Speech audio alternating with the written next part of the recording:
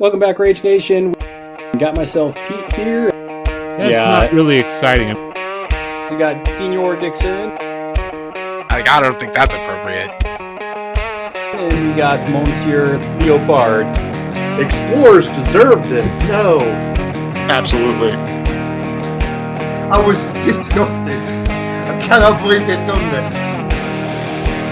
Bio's wacky, Bio's not good, it's just nonsense. I disagree on that. That's not possible. We're getting the band back together. We're on a mission. Yeah. Now we've got a whole new list of things to complain about. Welcome back, Rage Nation. We are at it again. Got myself Pete here. And of course, with me, I have Monsignor Dixon. And we are doing a Bayou deep dive just because I like Zipp better in Bayou. So we're going to talk about Zipp and the infamous keyword.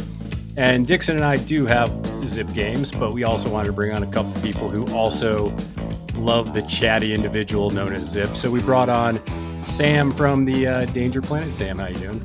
Hey, Pete. I don't know if you remember this, but our first game against each other ever was a Zipp mirror. It was Mirror. It was awesome. It was a great game. It was amazing. And then, we brought on somebody for a boring conversation. We got Jesse with us. Hey, everybody. How's it going? Jesse, what are you drinking? Today's a really beautiful, warm day, so I just picked up a 4-pack of Paulaner Hefeweizen, straight from Germany. Fantastic friggin' warm weather beer. Nice. Cheers, boys. Yeah, it's hot Very as hell nice. out So it's getting warm. It's getting warm. This is one of the first, really warm... I think this might be the first, legitimately warm week that we've had up where Sam and I are from. Yeah. Oh, we're already. There we're were already days that I getting was in the driving 80s. around for work this week, and it was, we're in we're the like 80s. 80, Yeah. 85. I took my son to the I think we hit splash pad. 92 in a parking lot the other day. Yeah, and I actually think this one, so the patrons actually voted. I gave them about 4 different keywords. I was like, hey, which ones do you guys want? And it was a lot of people wanted Zipp. And I'm actually be curious to see what you guys think the interest is in Zipp, because I feel like Zipp's one of those keywords that just draws attention of the Malifaux community. So I don't know, Jesse, why do you think people love the annoying little dude so much with a jetpack? Yeah, I mean, even though Zipp wasn't one of the OGs, so to speak, he was a newer addition to the game. I think that his crew and the kind of aesthetic that they bring is really sort of iconic for the game. I think that if I had to pick one master from every faction that really kind of helps identify the game on the whole, Zipp is probably that for Bayou.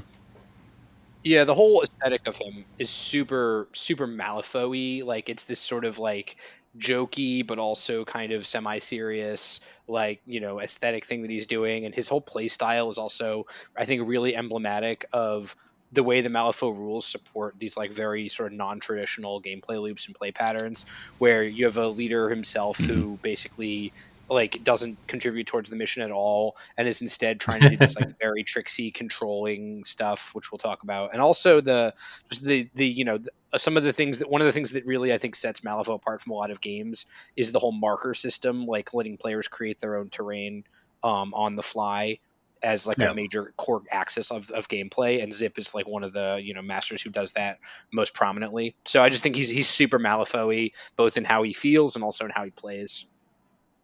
And Dixon, what are your thoughts on Zipp, either playing with him or playing against him? I don't know your hardcore feelings about him. He's fun. He's not among my better keywords, but I always enjoy playing with or against him. Some of my early games against him were pulling teeth because I was not used to the up we go. So I was very upset about that. But once you get used to it as an opponent, you're like, okay, I can pretty much control where he's gonna go. Yeah, I'll say this about Zipp: is one thing about him that's super Malifaux-y is he's a real gotcha master. If you don't know what he's gonna do, he will mess. He's very. That's very emblematic of Malifaux. There are models that will just gotcha you, and you're right. He's definitely one of those. But before. Yes. I think that the thing. Sorry, Dixon. Go ahead. No, because like Finish my your thought. thing is gonna be a story. So continue, please. We'll get your story Oh, after sure. the ads. I Go was ahead just real going to quick, say, though. yeah, I was just going to say, Sam's absolutely right. And Dixon, that kind of your experience speaks to that a little bit. But one thing I like about Zipp is that he's not, in my opinion, he's not like some other gotcha masters where it's like, how the fuck do I deal with this? Like, once you play against him a couple of times, you can kind of see the chinks in the armor. There's very specific tech that you can bring into him that makes him a lot more manageable. It's not like it's just a straight up uphill battle no matter what. And I really appreciate that about him and his crew's design. Yeah, and before we get into two things before the deep dive, make sure that you guys are checking us out. You can do that on our Discord channel. We always have people chatting it up in there. Got the YouTube channel where we have different videos, shorts, top tens, and lots of different things you can check out on there. Don't forget to like and subscribe there. That always helps out with some of those things that you need to promote the channel. And then finally, if you want to support us directly, you can do that at patreon.com/ragequitwire. And just for supporting the channel, you get cool things like you can hang out when we're recording the episode live. You can chat with us there. You get to vote on polls for things like, hey, which keywords do you want us to cover next? So a lot of really cool benefits that you guys get, as well as getting stuff early. So that's always fun as well. And then if you want, use the affiliation link. You can do that at Give Us Your Money, Please. Thank you, weird.com/ragequitwire. And I messed up that link, but it's going to be in the show notes. So yeah, click on that there, and a little bit of that goes. I may or may not. Oh, go ahead. Sorry. Yeah, I was just going to say I may or may not have voted for Zipp. You probably did in the patron poll. So, yeah, but before we get into talking more about Zipp, I did want Dixon to share a little story he had about Seamus. Seamus has been making the rounds just because he's one of those keywords. If you're going to play in a tournament, you probably should know how to deal with Seamus, just because people are playing him and he does things. This is a Zipp podcast. I have a Rage Quit story in the Rage Quit Wire. We haven't done these in a minute, so the game is about Zipp versus Seamus. It's not about Seamus. It's about. Oh, you were playing Zipp? Oh yeah, no, I was playing Zipp. I was playing Zipp too because I in preparation to the podcast, I wanted to refresh my games and my experience. And he is in Outcast, and I've been playing Outcast lately, so I was like, yeah, sure. Let me just start throwing some lists up. Play against Lance. Played a few games. I think I played one against you. I don't remember. And yesterday I played against Patzer, who is a listener, and he crushed me in Activation 5, and I was not ready for it. Two things happened though, because I just want to point this out of the way. One, he did the whole resurrectionist thing where he drops a corpse and then he's going to remove it with the following activation. So I'm playing Zipp, and I'm like, well, I can get there.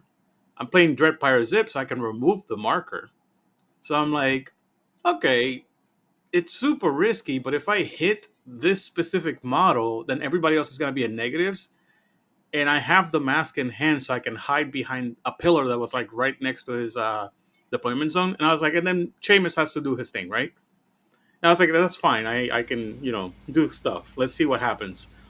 I go in, Black Joker, on my only attack. And I go, oh, well, that's not good. Yeah. Oh, no. So then I go, that's okay. I'm going to draw cards. I'm going to discard one of them and give Seamus Distracted.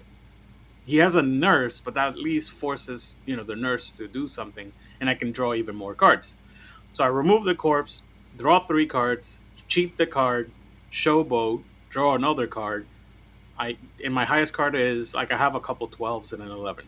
It's dang, that's okay. I'm going to showboat a couple of times. So in his preparation, he's nurse and this. I think he draws one more card or something after the nurse. I don't remember. And he activates Seamus. And I'm like, okay, I drew 6-7 cards. But, maybe these 12s are going to be enough. It was not enough. He teleported in, shot me. I put him at negatives. Still hit me for 4.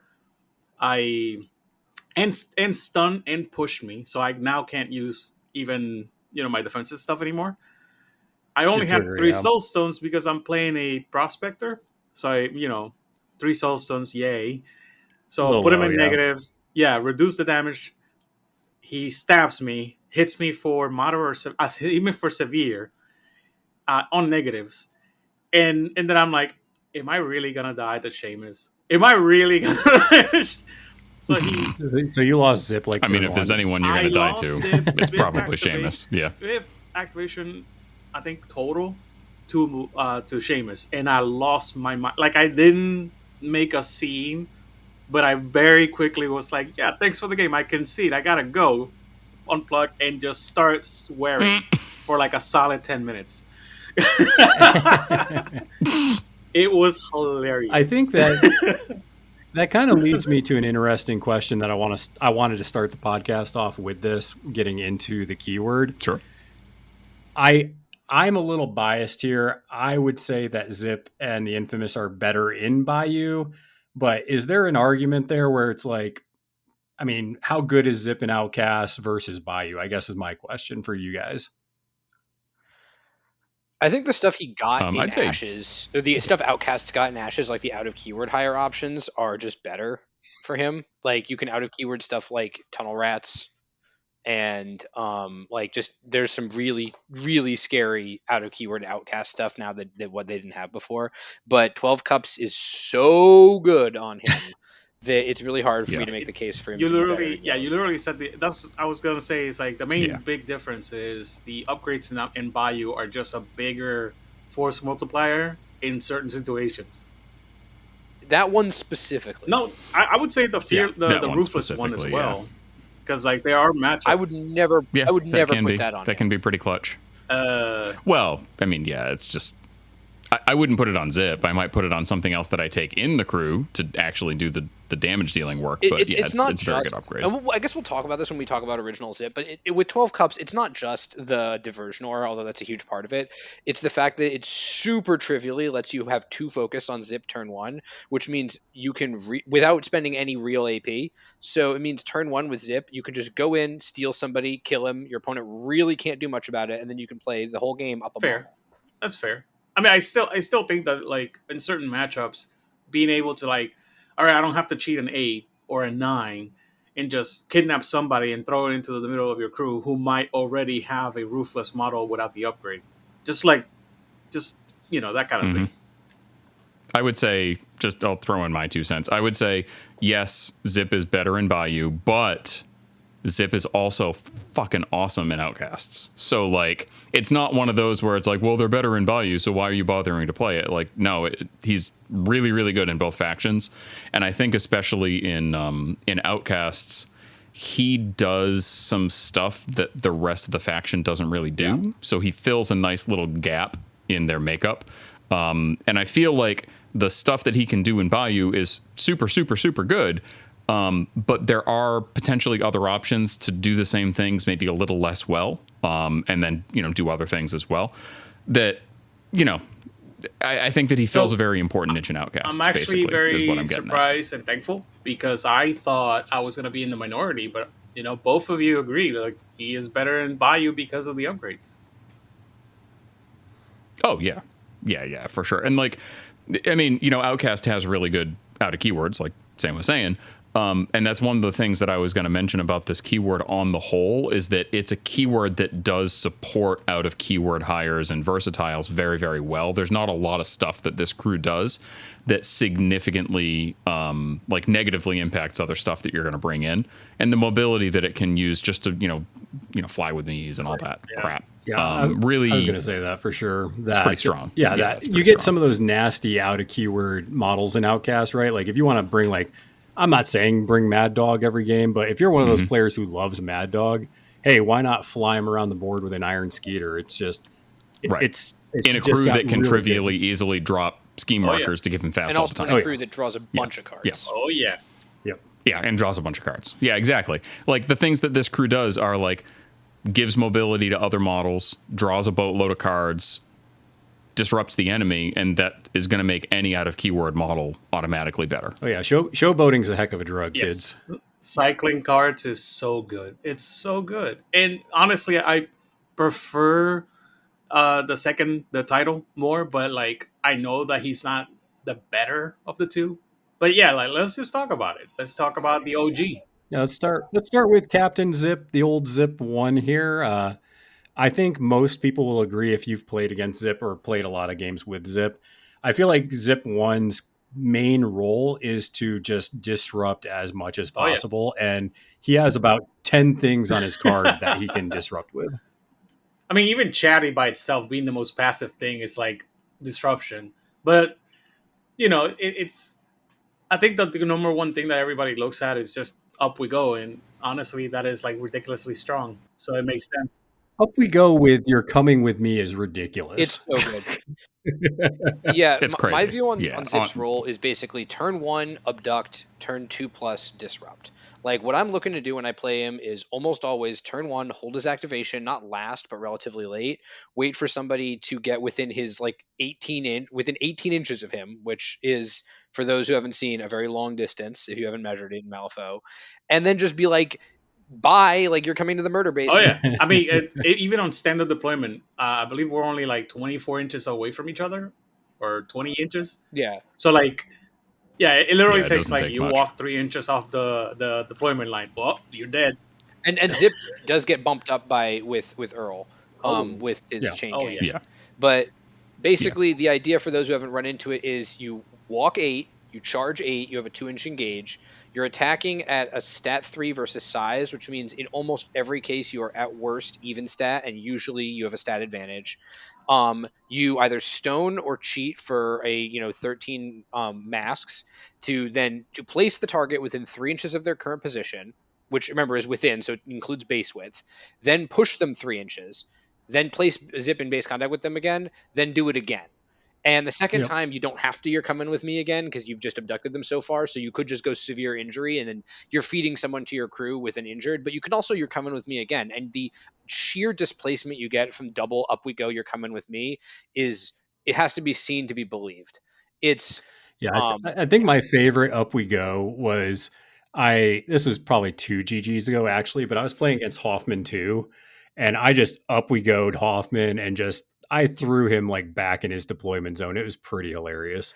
Yeah, I played Hmm. against Hoffman 1 in the last GG, and he's got protected, but I was watching, and he for one activation was outside of the protected bubble. Nice. So I go like walk, charge you. I used the place to put him up on some crates so that when I did the push with your coming with me, he took falling damage coming off them. Oh, And then the Cute. second place spiked him into some lava. And so the other player had to then spend his next activation doing nothing but moving a hunter out to get within 2 inches of Hoffman, so he would have the privilege of discarding cards to have this model die instead of his master. I mean, even with It was protected, really yeah, but even with protected, unless they have like flight, you can still actually. I think it overcomes flight if they do protected. So then you can just move the protected model out of the way. yeah, but you really want that second AP with Zip to do it again because Yeah. especially turn one abduction isn't going to be enough to get them like separated Yeah. from their crew and into your Right. Oh, I face. don't disagree. But I don't two, disagree with you. I'm just Yeah. saying And you it. still get Yeah. value out of it, which is oh yeah, hilarious. definitely. Oh yeah, yeah, for sure. And like, the thing that you have to remember is like that's not the only play mode that Zip has, like Sam was saying. So, to do that on turn one, it does require a certain quality of hand. And if you don't get a 12 or a 13 so that you can't guarantee hitting with the Up We Go and you can't draw into it before you activate with Zip, which like it's happened. It doesn't happen that often, but it's happened. He still has his regular play style to fall back on where it's like, okay, my hand sucks. I haven't drawn the cards that I needed, or he doesn't have a model. My opponent doesn't have a model that's in a good place for me to kidnap.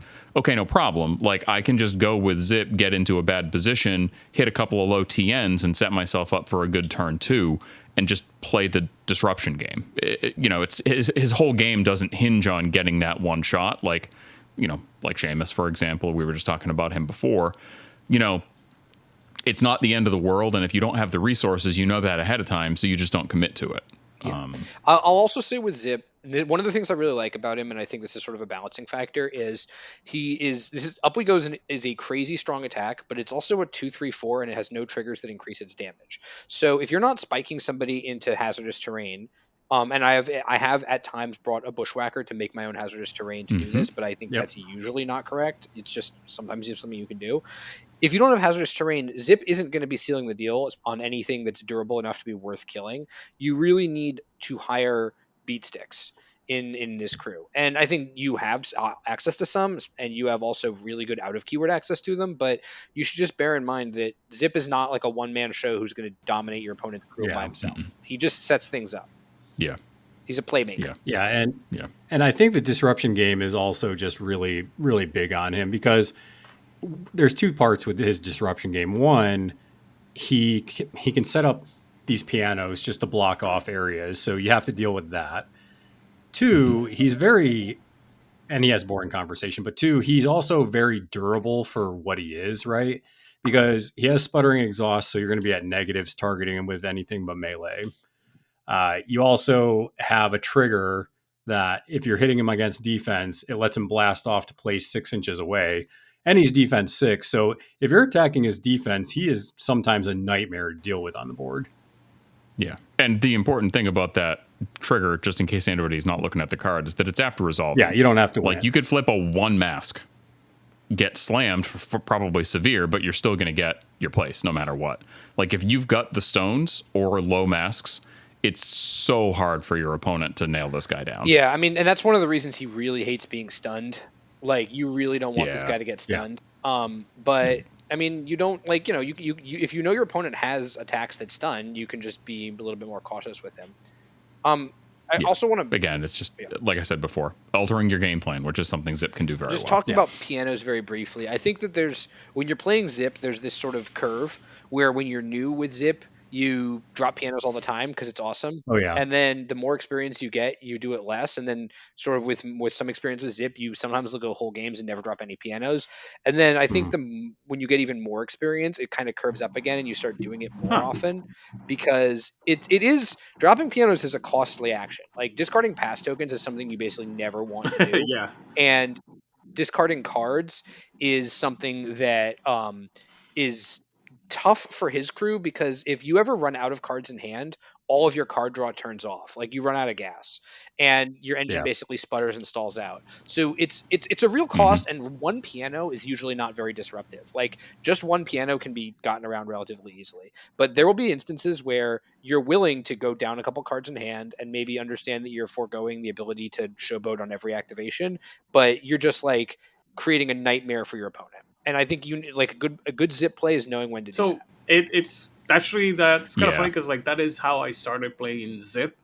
I thought that his entire game plan originally was the pianos. This is like years ago, and I devoted a significant portion of my time trying to learn to place the pianos and stuff. And like, yeah, you're right. One may not be enough, but like I found out that 2 pianos, because of how Malifaux is played, could just be like the difference between 3 actions that my opponent has to take, or he's just done. He's like, oh crap, I need to be at that point. I only have like 2 models left for crap that I need to do for points, so I guess I lose. Yeah, there's definitely kind of an art to learning how and when to use drop the pianos. To Sam's point, like you never want to discard pass tokens for this, and you're probably not going to have pass tokens with this crew because this crew tends to run maybe a little bit higher model count than some others anyway. So if anything, your opponent's probably going to have them. And like Sam said, like you always want to have at least 2 cards in your hand. You never want to have 1 ever, and you certainly don't want to have 0, because if you get into a situation where you have to cheat the only card you have, and maybe the next one you draw is going to be good and maybe it won't, that's not great. And once you're out of cards, you're kind of toast. Yeah. Like you lose a ton of efficiency. The drop the pianos thing, it's really about identifying the right situations to use it. Like the kind of perfect storm scenarios and the times that I'll do it are if I don't have a good kidnap turn 1, I'll put Zipp in a position that he can drop pianos and block off movement lanes for my opponents. Drop pianos perfectly between a couple of pieces of terrain so that they're going to have to burn extra actions just to get rid of them. Or if he's in the shit of it and engaged with a couple of models, dropping, like because of the amount of mobility that he has, if you can get yourself engaging somebody at 2 inches, drop a piano in between you so that you still have line of sight to that model, but they can't just walk next to you, especially if they're up against another model or terrain, so that they're kind of almost like tri-pointed in, like they can't really move around. And then you get up the boring conversation. That's when it gets super oppressive, especially if you have 12 cups, because now it's like, okay, your model's engaged at 2 inches. It can't shoot me. Anything that shoots in is going to have concealment. I'm going to get cover from the piano. I ignore cover and concealment if I'm shooting you with my gun, which I can still do when I'm engaging you at 2 inches. You can't use bonus actions, and if you try to pick up the piano, you're going to have to pass a boring conversation test. Have fun. Also, just tri-pointing people is really strong in Malifaux when you can pull so it off. Easy with this crew. It's oh like, my god. So Yeah. Zipp, this is a game that's very positional and very much about position, and I think positioning in movement is like a very high skill expression kind of part of Malifaux, where there's a lot of options to mess up and a lot of like detail that needs to go into it. And Zipp, I think, messes with people's positioning better than anyone. Both of his attacks reposition enemies. He repositions himself with his trigger. He can really screw people's movement with the pianos. So this is a master that is keyed in on, I think, the most like high skill expression part of this game. I mean, Yeah, and kind of answering, or not answering, but also adding to what you guys are talking about is I remember, and actually it was that game that Sam and I were playing in Captain Con like 3 years ago. We both were playing like Zipp stuff, and I just remember I had the first mate, and I think we were playing maybe Symbols of Authority or something, and I had to leap the first mate in to go get the symbol, but Sam had Zipp engaging the first mate and with 12 cups, and he didn't attack me because he didn't want me to like jump away. So he was just sitting there, and I'm like, well, I can't leap. And I think I disengaged, but I think Sam just took all my movement from that. And it was just, I was just stuck there. I couldn't do anything. And that is the most frustrating thing when you're going against Zipp, for sure. Yeah, if there's anything anywhere close to paralyzed from second edition, Zipp's it, because he's the model. He is the model in this game that can literally take your master and make it do nothing during its activation if the cards fall the right way. I would like to point out, Yeah, there is a title, and granted, everything that we've said is very easy to apply with the original. But what does the title have that basically helps OG Zipp whenever he's not the best choice? I would say the thing that's really going to differentiate the two of them are that Captain Zipp Dread Pirate does if it's going to be a really brawly game, which like in the current Gaining Grounds edition, season 4, like you don't really get as much of that. But if you're going to have a really brawly game, or if you're going to have a game where your opponent having access to stun is going to completely like ruin your game plan, and you just don't think you can have Zipp 1 do his job without getting tapped by it. Dread Pirate does a really good job at kind of filling that gap. I mean, he does a little bit more damage. He sacrifices a lot of mobility, and he can't do the kidnap anymore. Those are the big ones. Well, I think to add to that, Jesse, go ahead. I think just adding real quick, I dropped the Dread Pirate if I was going against a crew that had a lot of flying was another reason why. Yeah. Because Up We Go doesn't work against other flying models. Yeah, that's what I was going to say. Yeah, it's kind of a weird little like counterattack thing that it doesn't happen that often, but when it does, it really sucks. I feel like but original Zipp's most heinous matchup has always been Nekema, partially because of not being able to Up We Go anything relevant, and also just because, like I said, the crew doesn't do that much damage at a stretch. It really wins by like isolating enemy models and then sort of being able to focus them down. And you really don't want to be yanking, even if you could pull a mature Nephilim into your lines, you really don't want to. And her models have regen anyway. So if you're running into Nekema, I do think that Swashbucklers are actually great in that matchup. And so that's something that's shorted up a little, but you're going to be playing Dread Pirate just because if you can't Up We Go people, if your opponent's key models are flying, you really should not be taking original Zipp, because Up We Go is such an enormous part of his kit. Yep. Yeah. The big thing with Zipp 2 that is significantly different than Zipp 1, aside from the mobility piece, is really that he actually does have access to very reliable high damage in melee, which Zipp 1 does not have.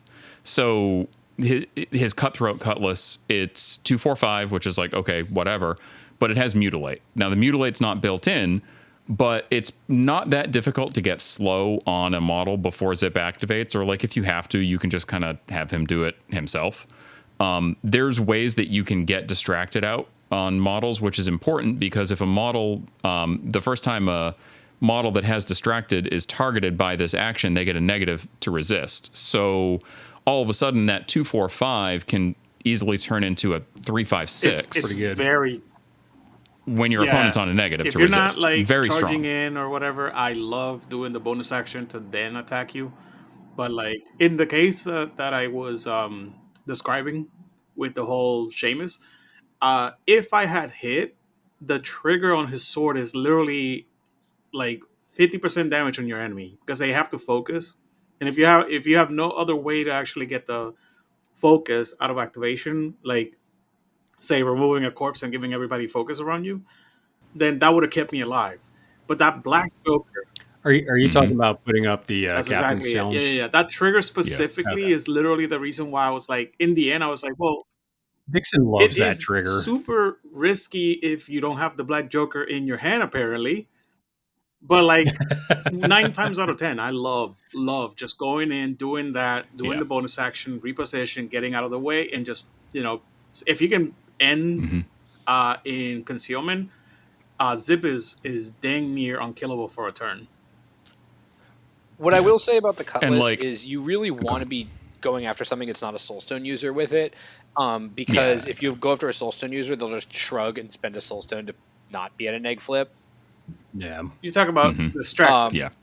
And the other thing with the distracted piece, the other thing that's important with him, and I mentioned it before, but the whole stunned thing, like Sam said in the last bit, if you get stunned on Zipp 1, he doesn't really do a lot, and he's really easy to kill. You still have all those other layers of defense, but if he can't use his trigger to blast off to get out of a bad spot, you can just punch him down. Like there's plenty of times, like Dixon mentioned in his little rage quit story, where you can feel like you're in a really safe position and then the card flips don't quite go your way, or you don't have enough soul stones or masks, and all of a sudden Zipp's dead.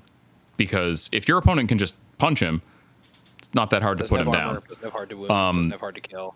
Exactly.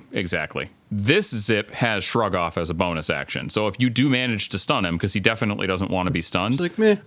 he can just pitch a card to get rid of it. Now that locks him out of using Booty and Plunder, which is like probably one of the best bonus actions in the game. good. It's only range crazy. 4. I'm joking, but- obviously, but like that, I heard that was a Sure. negative, and I was like, you guys are high. Drawing 3 cards for a bonus action, that's obscene. That's what do you think you are, Titania? Yeah, with a heal and ending a condition on you, or potentially getting a reposition, which is pretty important for this guy. By the way, Titania does Yeah. it with a normal Yeah. action, just so you know. Fair enough. That's why I agree with Jesse. It's like it's got to be among the best bonus action. Yeah, it's a really good bonus action. Also, just marker removal is really, really strong. Like, marker removal is one of those things that's consistently underrated. Abilities that just say remove a marker and they don't specify scheme or non-scheme or corpse or scrap. They just say remove a marker, just like agnostic marker removal. Really, really strong. Yeah. Yeah, there's a ton of problematic markers in the game. Right. And there's some janky stuff that Dread Pirate Zipp can do with those markers, too, with full speed ahead. Like, you look at full speed ahead and you're like, it's a stat 5 on willpower, it has a TN, and it doesn't have a built-in trigger. Like, it doesn't look that good. Situationally, pretty strong. I mean, if you are doing something like Sam said, like bringing in your own bushwhackers to drop pit traps, well, if you're pushing an enemy into a pit trap or through a pit trap, and then you're dropping it in base contact with them again, pretty good. And just being able to push your models, like through walls, that's a pretty big deal. I mean, Tull can do it. I was going to say, pretty strong there. This is actually why. So I like the title in Outcast a lot, right? Because full speed ahead, like Outcast just has some nasty beaters. They're just they're just the kill faction. I feel like in a lot of situations, the highest damage in the game as well. And full speed ahead, just being able to be like, I don't care if you're in my sputtering exhaust. I don't care if you're in, I don't care because I don't even need line of sight. And you just go, that model over there 10 inches away, go 5 inches up the board. That one there, go 5 inches up. It's to me, it's like the perfect way to set up some of those nasty, Barbaros alphas, maybe if you bring Rusty Alice, Mad Dog, and just get them into position just to take I something mean, off it's the board. it's kind of turn crazy because like with Yeah. Rusty Alice, you can technically put people in pit traps with that action if you use it offensively. hmm The fact that it's basically the Avalanche on Kurgan, but it ignores concealment and it's range 10 is something that because we know already. Holy crap, the Kurgan is cracked, right? Yeah, but this is a much better version that can do it 3 times. That should not be Yeah, hard. so You like doing And it I think- once. How about Yeah, 3 exactly. times? one of the big Yeah. things with full speed ahead is that a lot of similar abilities like gather intel specifically say you can only target a model once per activation Yep. with this, and this Yeah. one doesn't. It's really, in fact, I think the best comparison is Horrible Hollerin, which everyone knows is an extremely strong Yeah. ability, and this is just Mhm. way better. It's got a longer range, a lower TN, ignores line of sight and concealment, and you ignore models in terrain. Yeah, where the only this is just a better Right. the Horrible only Hollerin. thing about Hollow Hollering that we cannot ignore is that it also gives out focus There's once a per focus. activation.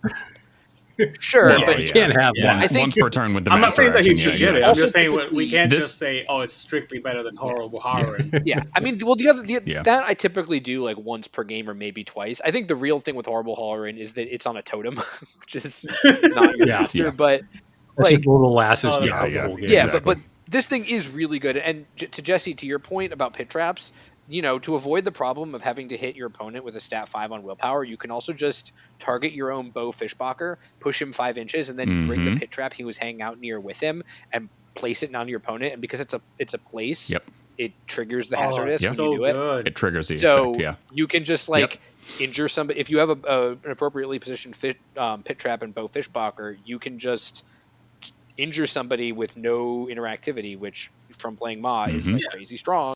Oh, I was gonna say before we forget, since he mentioned Bo, you could double whammy with Bo because Bo also turns something into a hazardous model. Well, Marker. you can't double up because it has to be No, non-hazardous. no. to I don't begin mean Yeah, as in it on has to the be same something model else, but or in the same yeah. marker. I mean, as in like you can put it on something right next to the pit trap. That's true because it's any number of markers. So you can bring a pit trap and like a scheme or corpse that Bo has made into hazardous. and Exactly. do the Set up damage. that deathbeds. Yeah.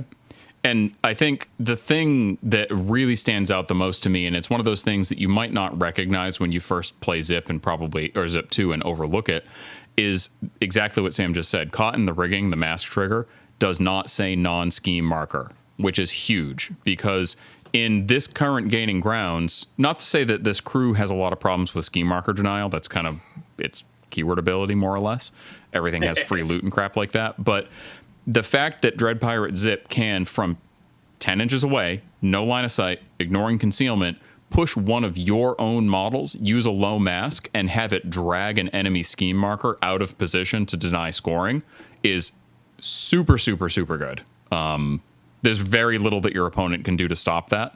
And between Zipp being able to move his models into better positions and deny schemes and potentially drop bad terrain near you while he's locking down another model, like there's just so much more that he can do than I think people realize when they first look at this card. Except for the cannons, which I kinda feel suck. so Sorry, bad guys. about the cannons being bad. I want them to be good. Dude, they're bad. I They're want so Fire bad. the Cannons to be good. It's such a cool concept. It really bums me out that It's that so actually sucks, but it absurd. does. It's the same thing with like whoa, look at me. Pandora also has as an AoE action just like that one that it's like once per activation. It's just baffling. It's like the action is not even that good. Why are you locking it to Yeah. once per activation? The only time I've ever used it is when a model's already been staggered by Bo, so it's effectively a move 15, and then I'm like, all right, Well, that's let's compare this Maybe. to another master who has a shockwave that needs a 5 to go off. That's 10 inches away with Sandeep, and I would say And that Sandeep's one's is a lot no, better. that one's absurd because Yeah. he can Yeah. increase the range by just saying, "I'm just gonna make it fire." I was like, "What?" yeah. And like the thing with Zipp 2 is, again, just like Zipp 1, he has kind of like two modes of play. Like, depending on the situation, you can either have him activate first to do some damage, put up Captain's Challenge, and then just be a problem for your opponent to deal with. Or you can hold him until towards the end of the turn, which you're never going to do with Zipp 1 in most cases, unless you really need to like triple walk and use your bonus from 12 cups to pick up some markers. And if you activate him late turn, then it's like, okay, Fire of the Cannons has more value because your opponent probably doesn't have much of a hand to cheat with. Full speed ahead is super powerful because then you can start denying schemes with it or setting your models up in position to score. So like he can kind of play both sides depending on how you need him to, you know? I think something else we missed that is important to notice, another reason why you might bring the Dread Pirate over the original, is the original can't interact. So that's a problem in a lot of these interact intensive pools. So if you feel like you need your master AP to interact a bunch, you might consider Dread Pirate because you can interact with the title. Yeah. I've used Dread Pirate more often in votes than I have regular Zip because sometimes you just need a model with 3 AP. Especially if you do if you're doing ballots or Cloak and Dagger, and then there's also like maybe 4 of the schemes you need to drop scheme markers. It's like there's just too much AP, and you just need every little bit you can get. Yeah, Zip 1 can be a legitimate like problem to play in Cloak when and you Dagger. first look at Zip 1's card, you look at the thing where you can't interact, and you're like, who cares? I have a ton of models that can interact. Zip is going to be doing more important things. I don't want my master to be interacting. And then the more games you play, the more you're like, this really sucks. I really wish I could interact. Like, I have definitely lost. At least he's not insignificant like he was in second edition. He's not insignificant anymore, which is very funny. But he got Chatty instead of the like insane version of Chatty he used to have that was 2 cards. Yeah. That was crazy. But yeah, I mean, the fact that Zip cannot interact is an actual, like, legitimate downside. It is a really bad rule. Yeah. And, like, I understand it's a balance thing because if he could interact, they would not be able to make him move at 8 with flight.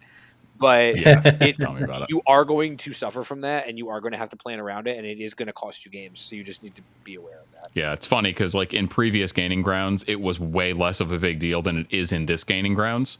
And I feel like this crew is better than it ever has been. So that one problem is going to come up way more often than it used to.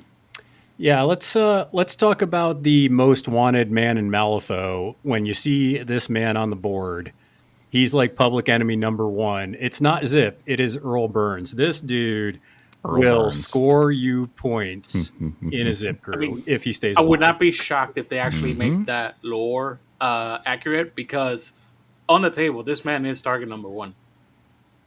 You have to murder him. Oh yeah. Yeah, Earl dies turn 1 like most of the time. It's in my opinion, turn 1, turn 2 at best. It's not really worth it to expend a bunch of resources keeping him alive because he's really easy to kill. His job is to turn 1. You ready for it? Interact. Use Chain Gang to push 3 inches and push Zip 3 inches. Interact again. Now you have created 2 scheme markers that are both within 3 inches of Zip. And now Zip can go, I slurp them both up with Mark Territory from the 12 Cups that is standard on me, and now I have 2 focus. And once Earl has done that, he has, punched his clock. He is ready to depart this mortal coil. My body's ready. Yeah. So, my goal is, because I recognize people are going to kill Earl, so I always try to make it as inconvenient as possible, usually after I do what Sam said, because there's no reason not to do that. It's just 2 focus on Zip's good, and Earl's a low cost to set that up. But I then usually position Earl where he's next to another flyer, whether that's Maris or an Iron Skeeter. And when they take a walk action, then, it triggers get your hands off me, and he places with that. So I basically try to put Earl in a spot where it's like, if you're going to go get him, you're going to be out of position. It's surprising, though, because lately, it's been Maris more than a Skeeter, but you're absolutely correct. It's like Maris is 6 points. She just takes Earl on an adventure. All right, I'm going to go 12 inches up the board, or 15 in some cases, depending on the mission. And then my opponent's like, well, I can't really ignore those 2 over there. But do I really want to, how much do I want to spend in resources tonight? Not. Yeah, how much do you want to send that's over like there? 2 VPs if I ignore it, and I cannot. I mean, if your opponent doesn't kill Earl, they will regret it like crazy because he's a significant model with Chain Gang and free loot. And if your opponent is attacking Skeeters, they're fast enough that they can basically cycle out of the front line, come back. Earl can just charge them, hit them twice, heal them for 4, and then Chain Gang them back into the fight. So, like, if your opponent is not killing Earl, it is very easy to make them regret it. Yeah, and if he ends up running off on a flank, depending on how your first turn plays out, you can kind of make this happen. If he's off on a flank with an Iron Skeeter, they suddenly become very, very difficult to kill because now the Iron Skeeter is giving him concealment and it's a big base that he can kind of hide behind. He can heal it for 4 every turn. He can use Chain Gang to get it out of combat so that it can use Fly with Me if it's engaged. They turn into a real problem if your opponent doesn't deal Weird. with Give them. this guy Innocent Bystander. No! It's fluffy. That actually is very canonical. How about that? Yep. So those are his jobs. Why are you gonna ruin he him usually like dies. I don't think I've had him live past turn 3 like ever. Yeah, I had a game against Bass Crew where I had Earl and I actually had him reasonably safe. Like it was very difficult for my opponent to do anything on him, and then he basically just took like a random pot shot with a Pathfinder because they ignore concealment and cover, I believe, because Earl was in concealment and cover, and and he just like neg flipped a moderate and killed him, and I was like, yeah, the universe does not want this man to live. Nope. Like Earl being alive on turn 2 is like a disturbance in the force that has to correct itself. Sam is just so used to Earl dying that he just pretty much writes him off. And are you just like in shock if he's not dead by turn 2, Sam? Turn 2, I think he survives a decent number of times. Turn 3, I'm absolutely flabbergasted if he's still alive. I don't think he's ever survived a full game with me. I think 100% of the time he has died. No. Although sometimes late. I played a Yeah. game against Tara where she left him alive till like turn 4, and I actually lost that game. So maybe it's on something. Maybe if you kill Earl, you're just fueling the crew. Much to think about. Hatred. I mean, if you're doing what Pete is saying, So- then yeah, because Pete baits you. He's like, all right, here's Earl. You want to come get him? Yeah, I think that's fair. But we're going to probably bring the most brought model into a Zipp crew. I think Jesse probably disagrees with this because Jesse's a snowflake and that's fine. But the first mate is definitely a model that if you're playing against the Zipp crew, 90% of the time, if you're playing against me, it's 100%. You're going to see the first mate. This dude does work. He does the Lord's work. I don't know what to tell you, Jesse. Yeah, Jesse's just wrong. No, well, I mean, so here's the deal. I grump about the first mate all the time, constantly. I do take him a lot. I really do, and he usually does what I need him to. The thing with the first mate is that he's kind of a jack of all trades, but you pay a lot for it. Like he's 9 stones, he has a average damage track.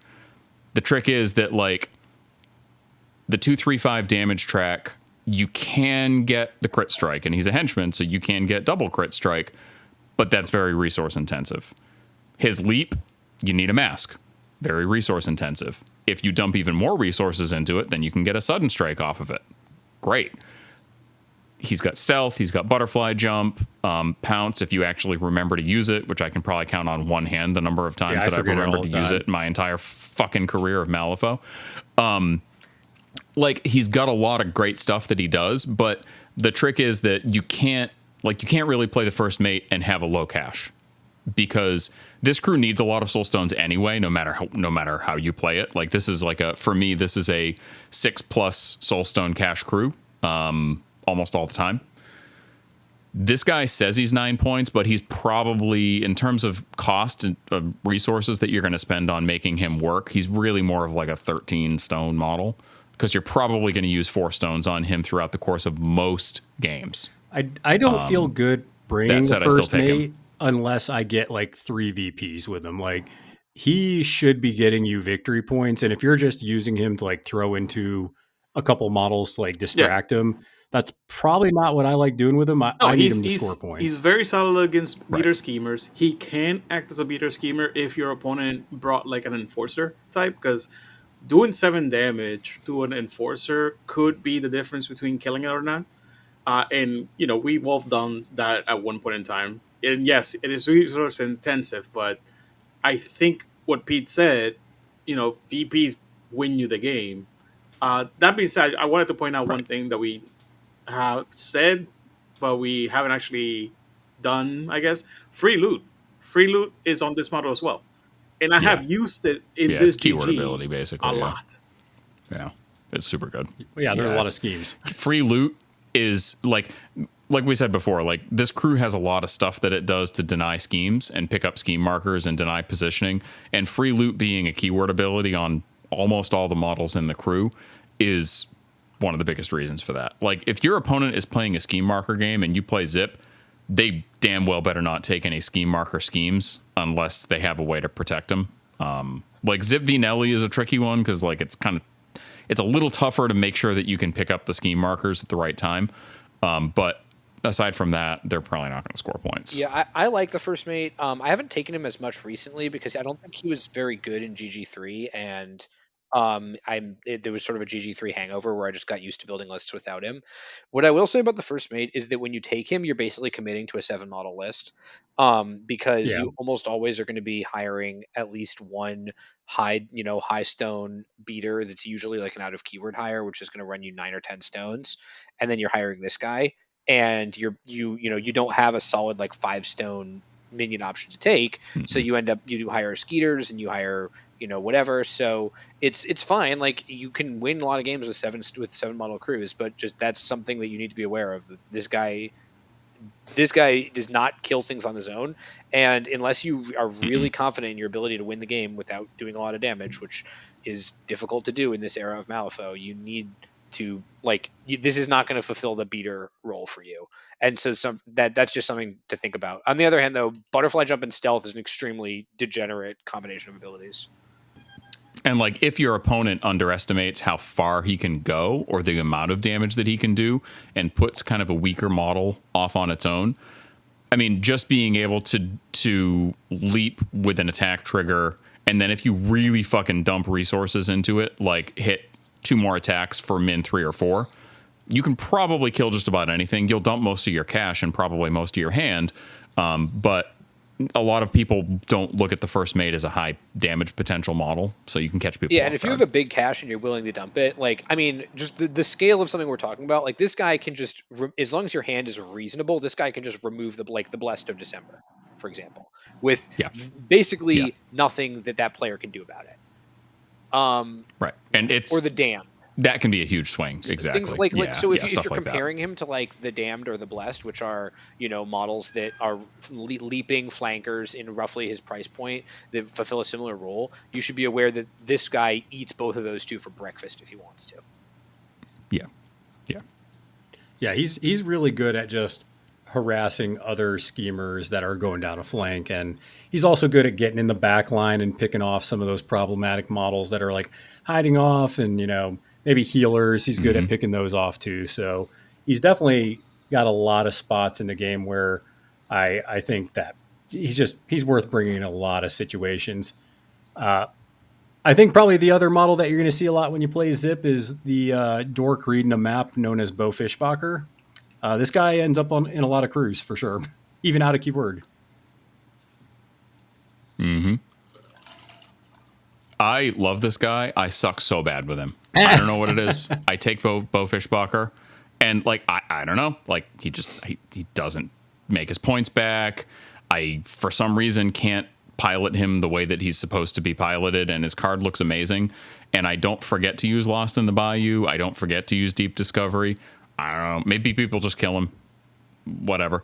My big beef with this guy in Infamous is that Lead the Way doesn't ignore concealment, and there's a lot of concealment in this crew. Yeah. And that sucks. Yeah, that's frustrating. But aside from that, he's great. If you don't suck with him like I love Bo. I love Bo. I forget to use Lost in the Bayou a lot, but Bo is so good. Holy crap. I mean, the big thing on him is just he's a healer, which you have a crew here that has a lot of models that are very hard to kill in one activation because they have like armor and stuff. But people don't think of Zipp as an attritional crew, but if your opponent like attacks Zipp, right, which people will do because he has no armor, he has no hard to kill, you can spend a stone or two, you can soak some damage, and say you take like 6 damage from, after stones from someone really just unloading into you with like a mature Nephilim or something. You take your 6 damage, and then Bo goes, plenty of wear, you place back because you used your trigger, and then Bo goes, plenty of wares, hit the trigger on at least one of them, back to full health. I mean, and then your opponent just a 2, 3, 4 heal is nothing to sneeze at. Ram that is like a 2 or a 3 of rams, like I have always held just because of him. I'm like, oh, okay, I'm gonna heal somebody for a minimum of 2. Yeah. Or if your opponent has a ram on the top of their discard, you just pitch the lowest card in your hand and be like, surprise. Also true. Although remember, if you deep discover, first of all, always remember deep discovery because it is an absolutely insanely busted rule. But also remember that deep discovery does not trigger showboating. Unfortunately. Yeah. So one of the big things to do Right. with this guy is just especially because you sometimes you'll like natty flip a ram. So I always try to position him so that he'll be able to target some type of marker with danger up ahead, even if it's totally irrelevant to my plan for that thing to be hazardous, because I want the opportunity to throw away the lowest card in my hand and turn it into a better card. Well, and there are situations where danger up ahead, you are setting up hazardous terrain for your crew to kind of abuse, right? So, Yeah. I mean, you could use that to dunk models in with Zip. That's So always an option. I know. Yeah, it's just usually Zip outpaces this guy so much. Oh yeah. But I do want to point out that this model Yeah. get out of keyword a lot. In Bayou, especially whenever I'm playing freaking Zoraida, I love bringing this guy because I will randomly create, markers and stuff and draw cards and stuff. And he's just so disruptive that even at 8 points, I'm just like, yeah, come on in. Also, Yeah, I take him out of keyword and Mawtucket all the time. I mean, Lost in the Bayou and a Mawtucket crew that has a bunch of pit traps out is like degenerately good. It's so good. seven stone models, And she needs the heals. are so. also like just worth looking at because when you sometimes want to be able to build those nothing above 7 stone crews to just fully deny in your face.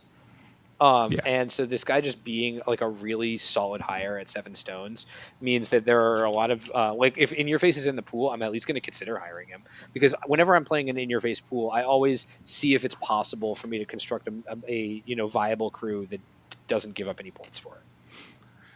Yeah. And incidentally, Infamous is very good at that because you can comfortably take First Mate, and he's very, very, very difficult for your opponent to kill, and he's also excellent for scoring that last point. And then everything else in the crew can be 7 points or less, and you can consistently get your end game point.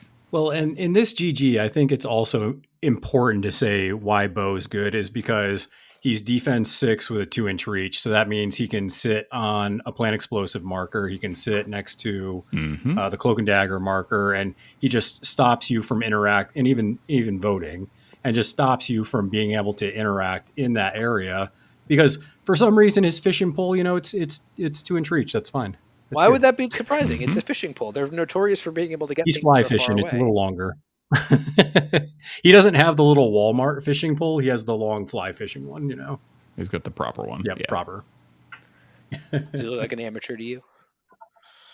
But yeah, Yep. I love Bo. I'm a big fan of Bo. I think he's great. I think Lead the Way is great. I think Lost in the Bayou is great. Everything he does is good. He's hard to remove. Healing is wonderful. I hire him a ton. Yeah. Yeah, he's great. I just need to get good. It is extremely You'll weird. find your group. Maybe. I mean, it's a pure timing thing that he's not angler keyworded though. Like if the angler keyword existed when he came out, he would 100% be. Yes. Oh, yeah. I mean, he's literally a fisherman. Instead of Infamous. He's also really good in that keyword, so he might as well. Dude, huge. nobody would bat an eye if he just gained the keyword. Like nobody. Everybody would be like, yeah, that makes sense. Maybe it's a I have rival faith thing. that they'll fix Like- that. Yeah, maybe in like 4th edition. I mean, I have faith that they're gonna put Bog and Swamp Fiend. It's not. I don't think it's ever gonna happen. That's not allowed to ever happen. I cannot allow Bog to be played in Neverborn. yeah, that would be Oh, man. extremely unfortunate. I would be so happy. No. Bog and Kurgan in the same fucking it's Neverborn so crew? good, man. No, It's so go away. Why you hate fun? So No, it's not good. the speaking of fun, Dixon, we got your girl with the hoochie shorts strapped to a rocket, Maris Lacroix. Oh yeah, thick thighs save lives, friend. Maris- Thick thighs save yeah. lives. Maris LaCroix, Best Bay. I mean, That's it. I would say she's- I would play this model due to my like Yeah. intense, overpowering sexual desire for her at all times. But even if I didn't have that, I'd play her because six stones is so good for what you're getting here. She's so like cheap. we talk about. Yeah, she's Ridiculous. pure We value. We talk about Zipped Up We Go being like stat 3 against size is just a great stat.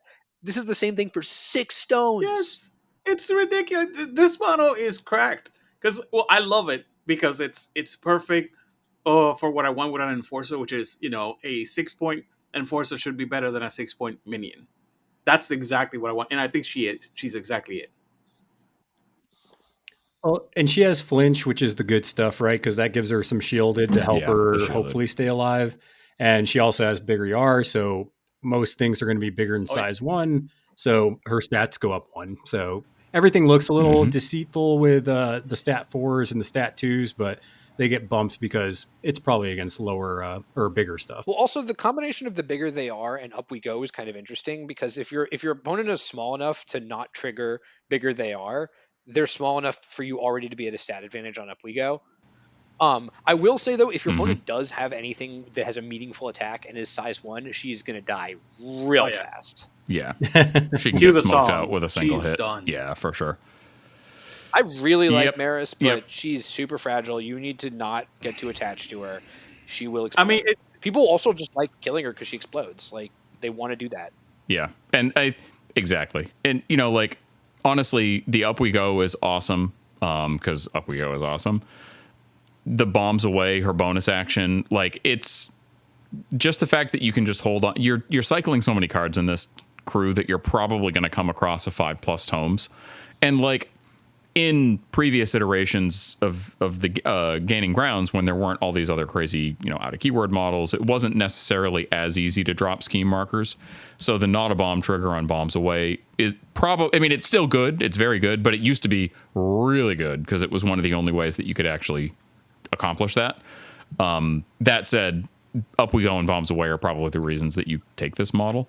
And then as a bonus, because Bayou are gremlins and they get to do orky stuff, sometimes you can just charge her into your opponent's ball if she's ready to die, and then kill her yourself and blow up and do burning and damage. Which I've done on many occasions. We do have new bomb like scheme droppers, but Bayou still doesn't have that many things that drop scheme markers at range.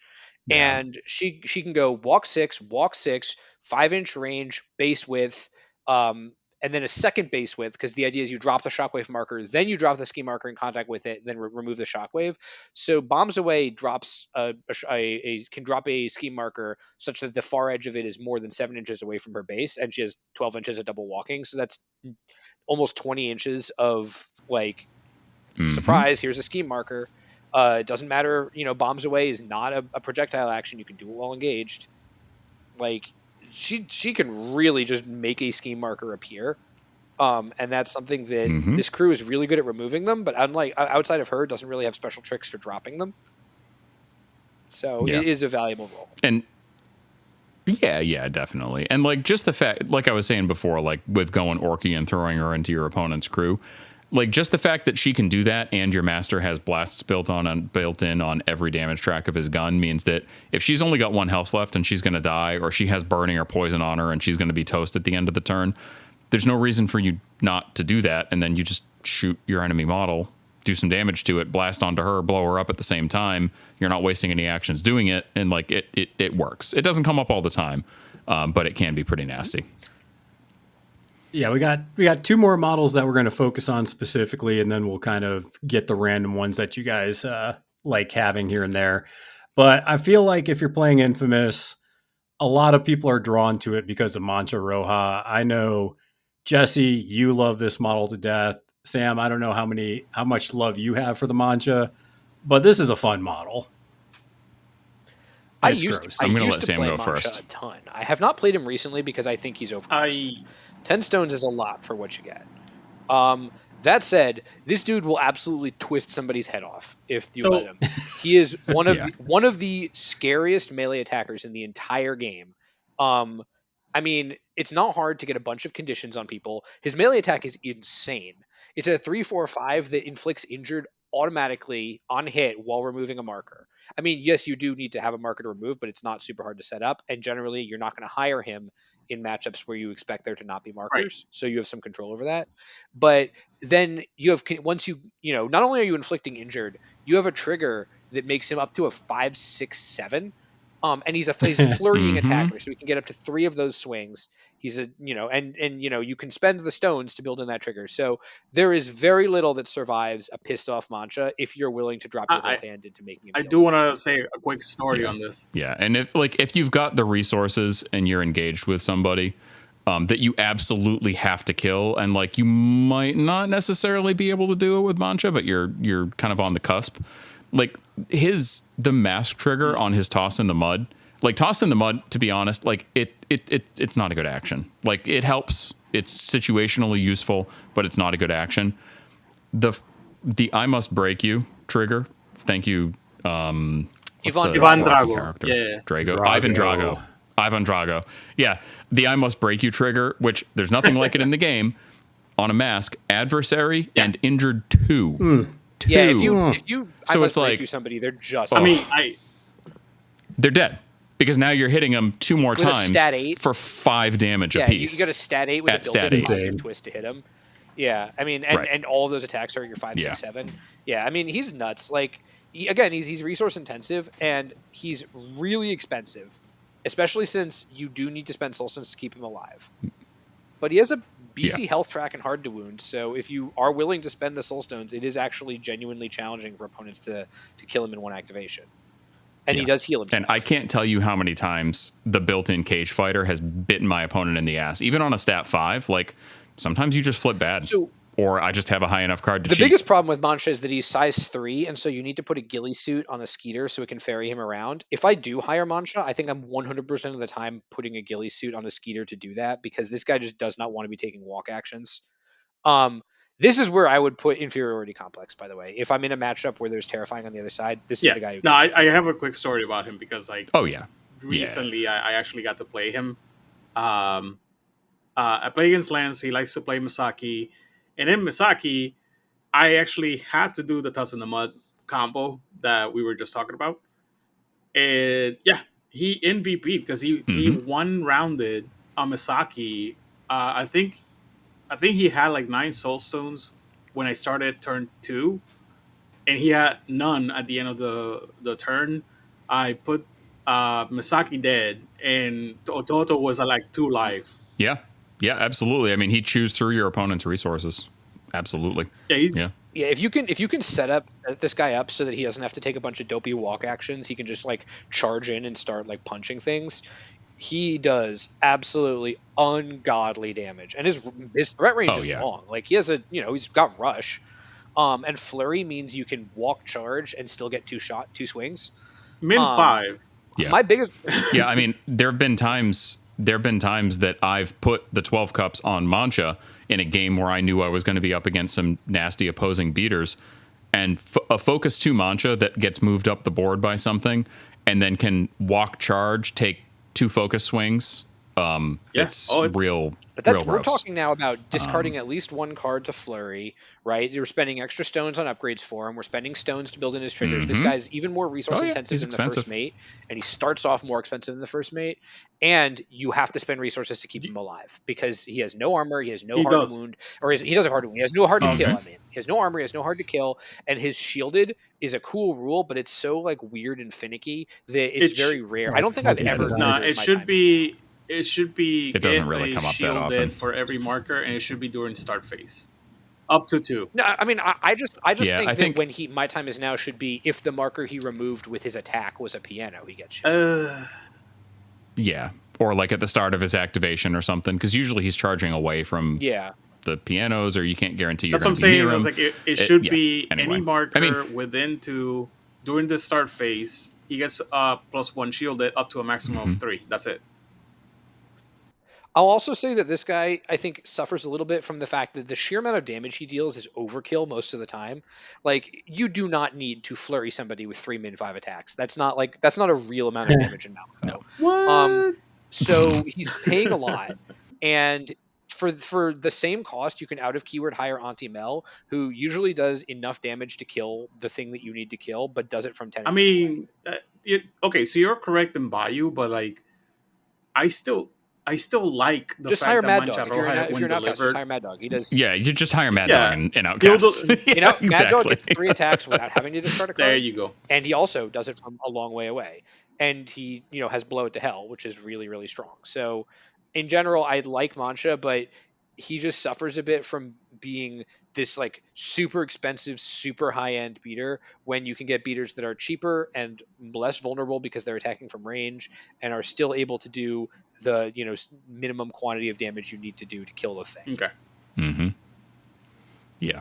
Yeah, he's great, but suffers from all the same weaknesses we just said. That said, when you get to house somebody with this guy, there's very little in the game of Malifaux that feels better. Yeah. It's And if your awesome. opponent doesn't know how awesome. much damage he does and doesn't respect it, Oh my God, he yeah. will murder you. Like this guy will. Well, This guy even will if one you round. respect Yeah. it, I was gonna say, even if you respect it, I was I've- playing Sandeep against a Zipp player, and I was doing a good job. I was putting ice pillars up, I was positioning, moving him around, but he was able to charge in to get one swing, and he brought low the fire golem, and then he flurried to bring low, like I think a gammon. I was just like, I just let him get one swing. Where'd my models go? Also, if your opponent's Yeah. crew is And, depending on markers, the fact that he just passively That. removes the markers while stuffing their head down their neck is That is really the good. number one reason. I've absolutely stomped all over Riva with this guy before. Now Riva 2 is a different matter. He puts out too many markers for him to be able to pick up, but yeah, It's the number one reason why I like yeah. him, because like real good. There are matchups where like, oh, people are gonna drop a whole bunch of markers. I'm gonna smack them with their own markers. Mm-hmm. Oh yeah, I've bad touched Titania real bad with this guy before because she does not like it when her underbrush markers get picked up because usually they can't be. Yeah. You know what this guy needs it's real to good. make me play him again is he needs the rebound rule from second edition. I don't know what that is. In second edition, so in second edition, models had a charge stat that was different from their walk stat, so they would usually charge a little bit farther than their walk. And Mancha had a rule that if his walk was 5, if he was in base contact with impassable terrain when he declared a charge action, his charge range was 12. Because he's going off the He's top going rope. off the ropes because he was bouncing off the Yeah. ropes exactly, That's awesome. or off the top rope or whatever it was. Yeah. Yeah, it I was mean, if this guy hilarious. had a rule, I'm serious. If he had a rule like climb the turnbuckle, where when he charges, he moves through models and terrain, and ignores models and terrain while moving, I would actually like him a lot more because it would give him this like sort of role as this beater you cannot hide from, this like Kool-Aid man, like busting through and Kool-Aid man, exactly. Like, cracking your opponent's face. I got you for 3 minutes. So speaking of Kool-Aid Man, before we move on from this model supports Zipp 2 real well because Zipp 2 literally can turn him into a Kool-Aid Man, and they both have Mutilate to give out slow or +1 damage. So now all of a sudden he's dealing consistently plus damage on 2 different suits and giving out injured. It's very good. Remember, guys, I that always take this guy with Zipp 2. Skeeters have always, a delay always. trigger on their ranged attack, and people very rarely cheat their attack against or cheat their defense flip against Skeeters because it's a 2/3/4, and it's just like a low value attack. So if you have a mid crow in your hand, I strongly recommend like delaying somebody with them. People get that takes. Flying I do want to point out. Yeah. And flying piglets have dazzling flourish, another model with slow, and something your opponent's not going to cheat against. Well, that's step 4 though, so you're going to have to cheat a real card. It is step 4, but like I mean, point out there is a quick way in Outcast to give him fast. In that also the same thing also extends his threat. So I have done that multiple times, and I love it because you can get the emissary, you can get that little student of conflict, give him fast, push him 3 inches, give him the +1 to movement, and Mancha Roja basically can own the middle and be the last activation and be like, what are you gonna do? You're gonna dance? Yeah, I actually think he is better in Outcast for a variety of reasons. I think that the student of conflict is a big one. Also, this guy with Servant of Dark Powers kind of like is scary. Yeah, he is so crazy with Servant of Dark Powers. It's weird. Like Servant of Dark Powers is not an upgrade that a lot of like Zipp's models wear, but this guy with Servant of Dark Powers, or my personal favorite is he wears it Soldier real for well. Hire because it gives him that necessary, I think, hard to kill. Yeah, It's a good one too. Very good. And I would say, just from an out of keyword, I know we're talking Zipp, but ever since the downfall of Francois Lacroix, not being the only model you ever take in Zoraida ever. Now, Bayou has a kind of a dearth of good out of keyword beaters, but Mancha Roja fits very well in Zoraida. Lenny for me because I love Antimel's that. great. The blast melee is just so ridiculous. In Zoraida specifically, I think Bashy is where it's at now. All right, we're getting off topic. We are. Iron Skeeters. So this Pete's is the just last sitting there model laughing that at I us think like, you're going to "What are you see guys doing?" most of the time. All right, I'm just letting y'all, you just kind of getting the chat out there. We're good. just going. We're good. We're just going. We're still on task and on pace. We're fine. Yeah. But I don't know about you guys. I always bring at least one. Most times I bring two. Iron Skeeters are just really solid. They have fly with me, of course, free loot. Their attacks are fine. But most of the time, I feel like these guys are doing a lot of the heavy scheming and lifting as far as that goes. Like to get you guys' thoughts on that. I think they're I undervalued. think they're a lot of better times in too. Bayou. They're great. Yeah. Skeeters are great though. Like I hire 100% of the time, two a lot of the time. They make your beater Yeah, not two have to very take walk frequently, actions, yeah. which beaters hate taking walk actions. They scheme and anti-scheme really well. They're minions, which is relevant for a bunch of schemes. So yeah, no complaints. Yeah. Yeah, no, they're great models. I mean, Move the 7. back of their card, aside from fly with me and free loot, the back of their card like kind of doesn't really matter that much. Like the grappling hook's okay, the barrel roll's okay. The big issue with them basically is that like if you're trying to stop your opponent from scheming and scoring with Iron Skeeters, you kind of just have to engage them. Like if you just get them engaged, that really makes it difficult for them to do their job, because if they disengage, they can't scheme. If they're engaged, they can't fly with me. Their attacks suck. Like stat 5, maybe you can get a cheeky bold over that you can push your opponent and then get out of combat somehow. There is one thing that I have done in Outcast with them, and it's give them it's good. It's very good to solve that issue. But you're right. If you have a way to actually pin them in somehow, then they can't do the one thing that I bought them for. Yeah. They don't even really have to pin him in. You literally just have to engage. That's why I said it's like Wanted Criminal. Because like unless you have a 2-inch melee, Wanted Criminal usually just, I'm going to fly away after I push 2 inches. And, no problems at all. Mm-hmm. Yeah, and you don't want to burn a 12 cups on these guys to give them twitchy just to get them out of engagement. Like that's a thing you can do, but it's not a good thing. Yeah. You need those somewhere else. So yeah, they're great. But yeah, always one, often two. Easy for your opponent to kind of shut down, but still totally worth it. The Iron Skeeters are just solid, and I feel like they're harder to kill than they should be. You know what I'm saying? Like they just always seem to hang the around. concealment and the armor is like just annoying enough with 7 wounds to like it takes more punches than it should. Yeah, it's a 7-point model, and 7-point models are at that weird point. So I like the fact that they are extra hard to kill, but like fine at attacking. I think they have just the right amount of defensive stuff to make them. Yeah, and work. they're move 7, so I mean they get in the spots that you want them to be. I think this is like a model 7-point buy. Like this is what you want a 7-point model to be. While we have Sam gone, I think we're going to talk about one of Jesse's pet models here. As long as we can talk about the old toast. Johan Creedy. We'll get into that stuff when Sam comes back, but I know Jesse specifically loves this model. Well, so I used to love this model. I do feel like it's better than it is given credit for, because it's a great second string budget beater. It's 7 stones, stat 5 sucks, but it's a budget beater that has flurry and a relic hammer, and like there's a floor to how bad a model can be. Granted, the relic hammer is literally the only good thing on the back of the card. Like Rebel Yell sucks. I mean, unless sometimes you need it. Like the end all conditions is a big one, because there's sometimes that's really, really clutch. Final Rest is like not that great, and it's a card sink. Like it's another model with flurry. You want to be hitting with the attacks, and it's only a stat 5, so you're going to have to dedicate more resources to it. I still think that this model does work, and I do take it. The problem is that now there's so much more competition for the stones that I think that oftentimes there's too much opportunity cost to take this guy. Like before Bowfishbucker existed, I used to take Johan in almost every crew because he's only size 2. Iron Skeeters can carry him.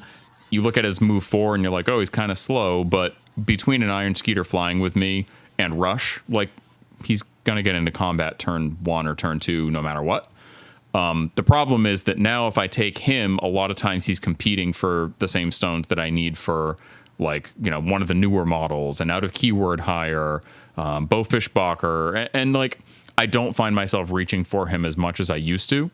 The other thing too is that for some reason this guy's like an aggression magnet. I think people just know that he can do a lot of damage, and they tend to put a lot of resources into killing him because he's kind of the lowest hanging fruit. Like, do you want to attack Zipp, who's super difficult to deal with and is going to jump off, is going to, blast off again, is going to do all this other stuff to shut you down? Or do you want to attack the stat 5/7 wound model with hard to kill? Yeah. Like, you probably want to kill this He's one. like the easy target. That's the main reason why people can get abilities off of this one free model, basically. Yeah, his card says hard to kill, but Yeah, it's flying. yeah, Easy to exactly. kill. He's easy to kill. Honestly, there's two changes that I would love for this model to have. Like Rebel Yell, make it a Pulse. Like Pulse 3 would be fantastic in this crew, I think. And the second thing is give him Get Your Hands Off Me. Just allow him to do the exact same thing as Earl, and all of a sudden That this would be model's fucking. gonna get. That would Let be him fly bonkers. around. No, That would be. How about make No. him stat 6? Make him stat 6 if he's going to be Well, like a beater. So he used to be. Stone hammer. Yeah, he used to be stat 6. I think that the better place for this model is stat 5+. Okay. If he's a 5+, then you can't guarantee hits on a lot of models, which is big because he has a freaking relic hammer. The 5+ helps to reduce a little bit of the card pressure on the crew, which actually does have quite a lot. And aside from that, I don't really feel like he needs a whole lot else. Something other than Final Rest as like an alternative bonus action would be cool. Like if he like Ambush. Ambush would be great. Again, like if we add some of these other abilities that are super good, like Ambush, like Juggernaut, I think he'd be a great candidate for Juggernaut because then he's a hard to kill model with healing. that can heal itself. But again, it's more card discard, and that's a huge cost for this crew. So I think that that's a pretty good balancing mechanic. I don't really think that this guy sees versatile hiring in Outcasts. Yeah. Probably very much. So I'm not that worried about it, but Dude, like seriously, if Rebel Yell was a Pulse, why would that be broken? I don't get the reasoning. I mean, it's no unresistible offensive condition removal. Yeah, If it was a that's pulse, rough. it would have to That's be friendly fine. zone. Yeah, It that's gives rough. because the model. We literally just talked about how the model dies to a stiff breeze. Give him something, and I actually said something that is value to the model instead of neg or equal to. Like if we give two things, I will give him value. I think this model is going to get picked up at least 1 out of 5 games. Now he gets picked. I think none.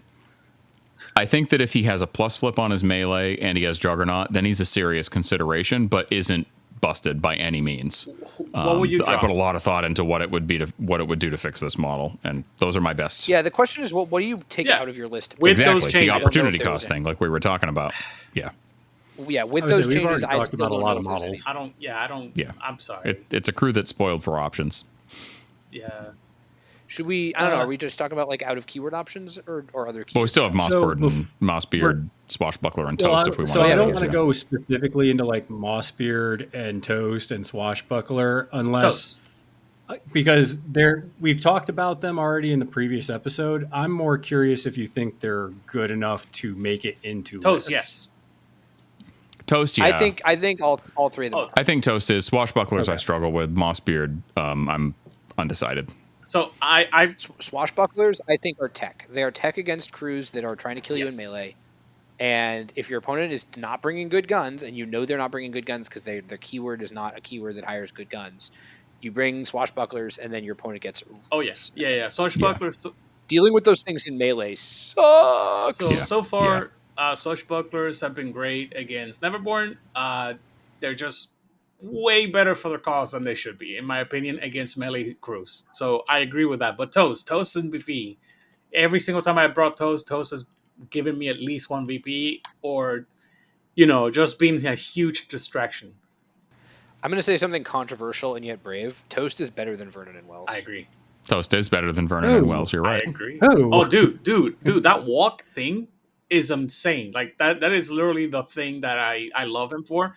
Yeah, and they're just it's 2 stones cheaper than Yep. Vernon and Wells. It's more yeah. durable, and its bonus action is just a better version. Seriously, of Onward. like And a I think the significant, support a by significantly the better community just if you're took not offense. doing Shots fired. if you're not doing anything other than all-terrain turtle with and take the wheel, and flamethrower, you're getting your cost out of this model. That's it. Flamethrower is But yeah, it also has a better awesome. attack than Vernon and Wells. I didn't even Dude, think about that. Yeah, they do. The flamethrower, Flamethrower Jesse, is awesome. Jesse is completely right on that. That flamethrower, even if it's only like a single attack with focus, it's like it usually makes its points back just on that one attack per game. Yeah, you know how we always talk Also, about a how stat Breath 5 of Fire versus is move. super good. Flamethrower is almost as good and better in some situations, and the model can just freebies get out of combat with all-terrain turtle, so you don't have to worry about the fact that it has a projectile. Yep. It's awesome. Yeah, this stat 5 versus move is like, in my opinion, kind of like stat 5.5 versus defense. Oh, Yeah. so good. It's not like it's not like a stat 6 versus defense. Like, it's not just a clear upgrade, but it's definitely you're going to hit it marginally more often because it's a stat 5 versus move than if it was just a stat 5 versus defense. And I think that's important to evaluate because a lot of times people will see a stat 5 attack and immediately sort of mentally slot it into this attack will miss a lot of the time. And I think that's not necessarily true. Like, you're going to be even stat even against fairly, tough, like durable enemies a lot of the time. Movement 6 is I not hit super somebody and it with also a tends- red Joker Go on, sorry. flamethrower, and it ended the game on the spot because it was just like this random chance. It was like, holy crap, 5 on target, so it kills him, and then these other models take 3 and are on fire, and I win at the end of the turn. It was like round 3 too. Like, it's so dumb. This model is cracked. It's a really I've played good this trigger. model one time so far, so I don't have a ton of experience, but the one time that I played it, I got a focused flamethrower shot into a clump of 4 enemy models, hit the what if more powder trigger, blasted on all of them with a severe damage flip. So it was like 3 on everybody else, and burning 2. It was chef's kiss. Yeah, It was gorgeous. This model is cracked. I wanted to make sure that we talked about it because, granted, again, you've had one game. I've only had 7 games with Toast, but he's been MVP on like 3 of them because. Yeah, I don't think he's cracked, like broken, but he's very good. I'm sorry. I'm just very hyped about the model. Yeah, I mean, it's good. I'm more curious if you guys have found some good uses for Mossbeard because I've heard some slanderous things. Look, we hashed this out last time. I think Mossbeard is fine. I think he's good. I don't think you hire him in every single time. Yeah. But like he's if you should think about him the way you think about Big Brain, which is that you're hiring this model that does a lot of little things, all of which are good for your crew.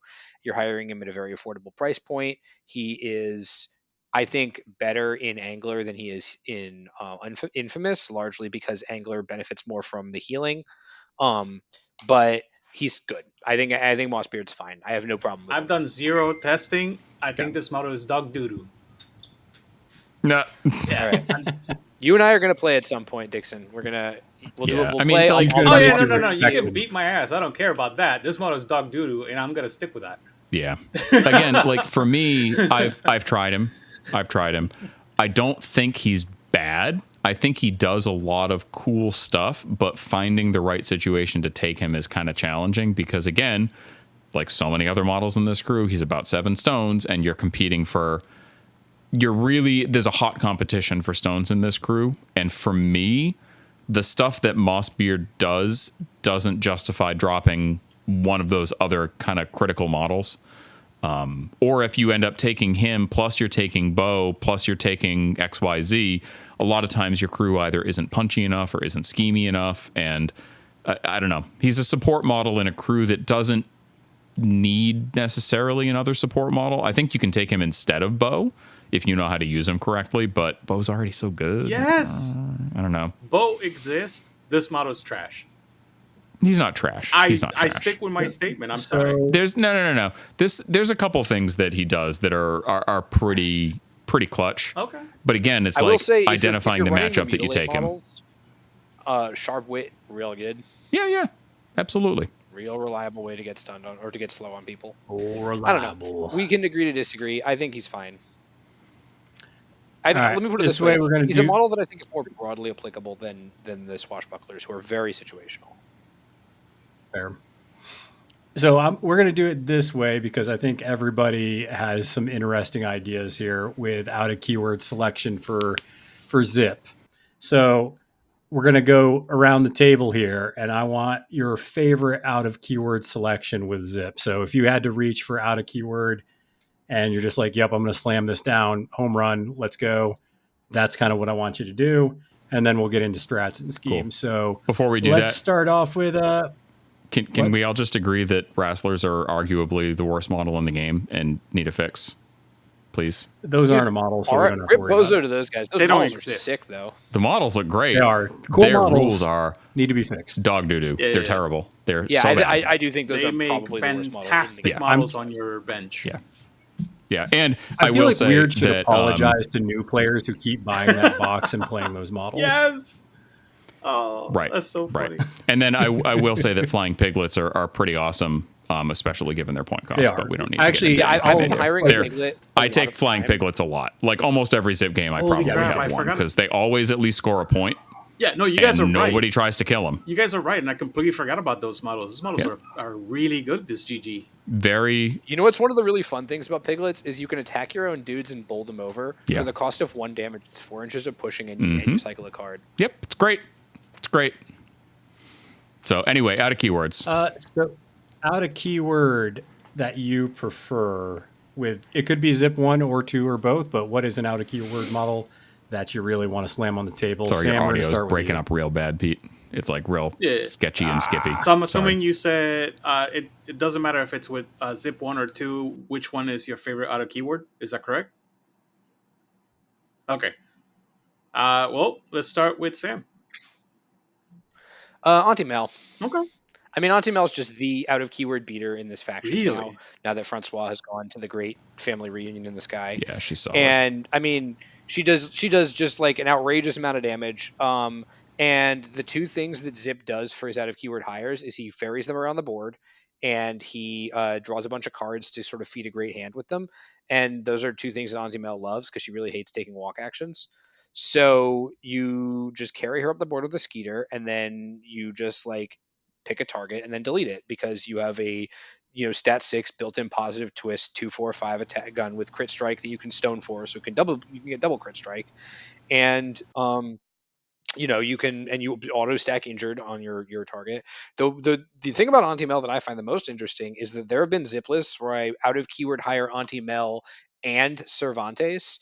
And I also hire a ghillie suit so I can ferry Cervantes around with my second skeeter. Mhm. And the fun thing about that is that not only do you have two like really high end beaters, but also when Auntie Mel kills her prey, she can heal Cervantes and get the tome trigger to pick another, or not the tome trigger, it's a crow trigger, I think, to pick another prey. So, yeah, she's really, really good. She's just the premier, like this is the slot that Francois used to be in. And repeat that game I referenced the Zipp mirror. I think the one difference in our list was that your last slot for a beater was Bert Jepson and mine was Francois. And Francois basically just carved your crew in half. Let's not call Bert a beater, okay? Bert's not Bert's. But he was not. Yeah, I mean the difference between our list was basically you had Bert and I had Francois. And That Francois actually just, that definitely won you won the that game game by because himself. you just started one shotting Yeah, a lot because of my he models. just starts killing That's monsters. interesting. Yeah. Like it was really easy to kill him once per turn. And Mel isn't where Francois was because no one is, but she's really Okay, good. I gotta ask you one quick question. Why Auntie Mel instead of Alphonse? Is it just because it's a gun? She can first of all, it's a gun, which is a big deal because she does her killing from range. Second of all, she gets 3 attacks without you having to damage her. And third of all, she's small enough that you can carry her around without a ghillie suit, so it's 2 stones cheaper. Yep. And And like Alphonse is often not really going to be usefully tossing your models because No. they're all so fast and so spread out anyway. Yeah. You're not benefiting from the That's best true. ones. yeah, you don't really need the toss in this crew. And Alphonse is much more difficult for this crew to move up the board, which is kind of what this crew does. Like then you have to worry about taking ghillie suit on a skeeter and blah blah blah I blah think blah. Any crew that has a strong ranged threat and also has out of activation movement like chain gangs and fly with me's and just using up we go on her with Zipp if you absolutely have to is a huge threat. And it really helps. Like the fact that she's only a 10-inch range is way less of a problem in this crew than it is in some other ones. So I would agree with Sam that if I had to pick agree with that. a premier out of keyword hire, it's going to be Auntie Mel. Just because I don't want to pick the same model and kind of spread the love a little bit. I'll preface this by saying that I very rarely feel like I need to hire out of keyword with this crew. I feel like this keyword has all the tools that it really needs, and the stuff that you can bring in outside of it, I don't really think does a super lot. I would say that if it's not going to be anti-mel, I have taken Bryn quite frequently with this crew. Yeah. The +1 hand size is a really big deal with showboating. He's usually just going to be able to kind of do what he wants to do, because there are way bigger things for your opponent to worry about than going after Bryn. So he can kind of just do whatever he wants. Calculate is super good with the amount of card draw that this crew has. When you can thin your deck, that enhances the value of every other card that you're going to draw in the crew.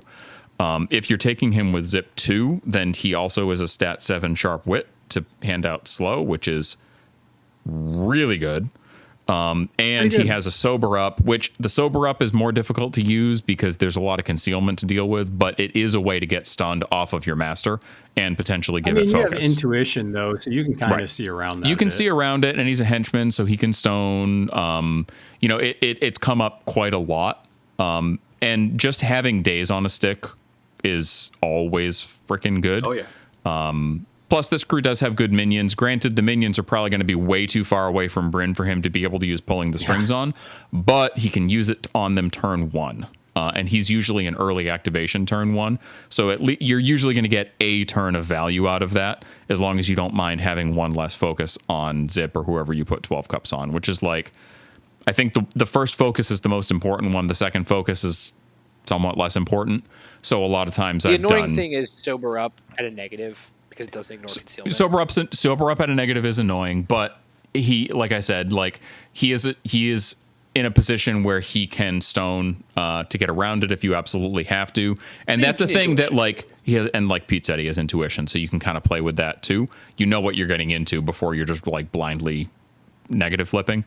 I do take this guy a lot, and I would very seriously consider taking him with Zipp 2. I do love that. That's what I was going to say. I do love everything that you said for Zipp 2, and I enjoy playing Zipp 2 more.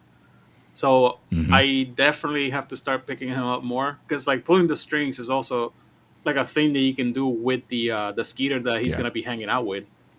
So you're like, oh, okay. Yeah. I mean, most of the time he's going to be center table. There's not going to be a Skeeter near him. But in Zipp 2, you might have a Swashbuckler, and pulling the strings on them is awesome. That's a good point. I didn't even think about that. I need to start putting them more on the table. I've been using them in my mind only against deck pieces, and so I've only got one game with them. Yeah. And that being said, though, like, what do you think about Calculate the Possibilities? Is it good enough to like overcome all the discarding that you do in the crew, or? Oh, absolutely. Calculate's amazing. So the thing with Calculate is that, and this is one of the reasons that he's so good with Ma and better with Ma than maybe with a lot of other Bayou crews, is the more card draw your crew does, the better Calculate is. Okay. Now, you could end up with a bad Calculate, which happens occasionally, where you get rid of a bunch of moderates and severes. I've very rarely seen that happen. The most predominant cards in the deck are going to be the weaks. That's what you've got the most of. You're going to be getting rid of weaks, or weaks and moderates, rather. You're not going to be getting rid of severes as often. So you're going to be calculating once. That thins the deck and gets rid of a bunch of junk, lets you shuffle back in some of the severes that you've put into your discard pile. So you've gotten rid of the junk, you've added more severes back in, and you're going to be drawing cards. So every one of the cards you draw has a better chance of having a higher value. Okay. So Calculate is awesome. Like awesome Bryn, with this crew. I don't out of keyword Bryn very, very often in Infamous, but one of the times I did was the only time in my career when I calculated with 11 cards left in the deck and ended up with an exactly empty deck that I then shuffled 3 severes into. So good. Yeah. I love that.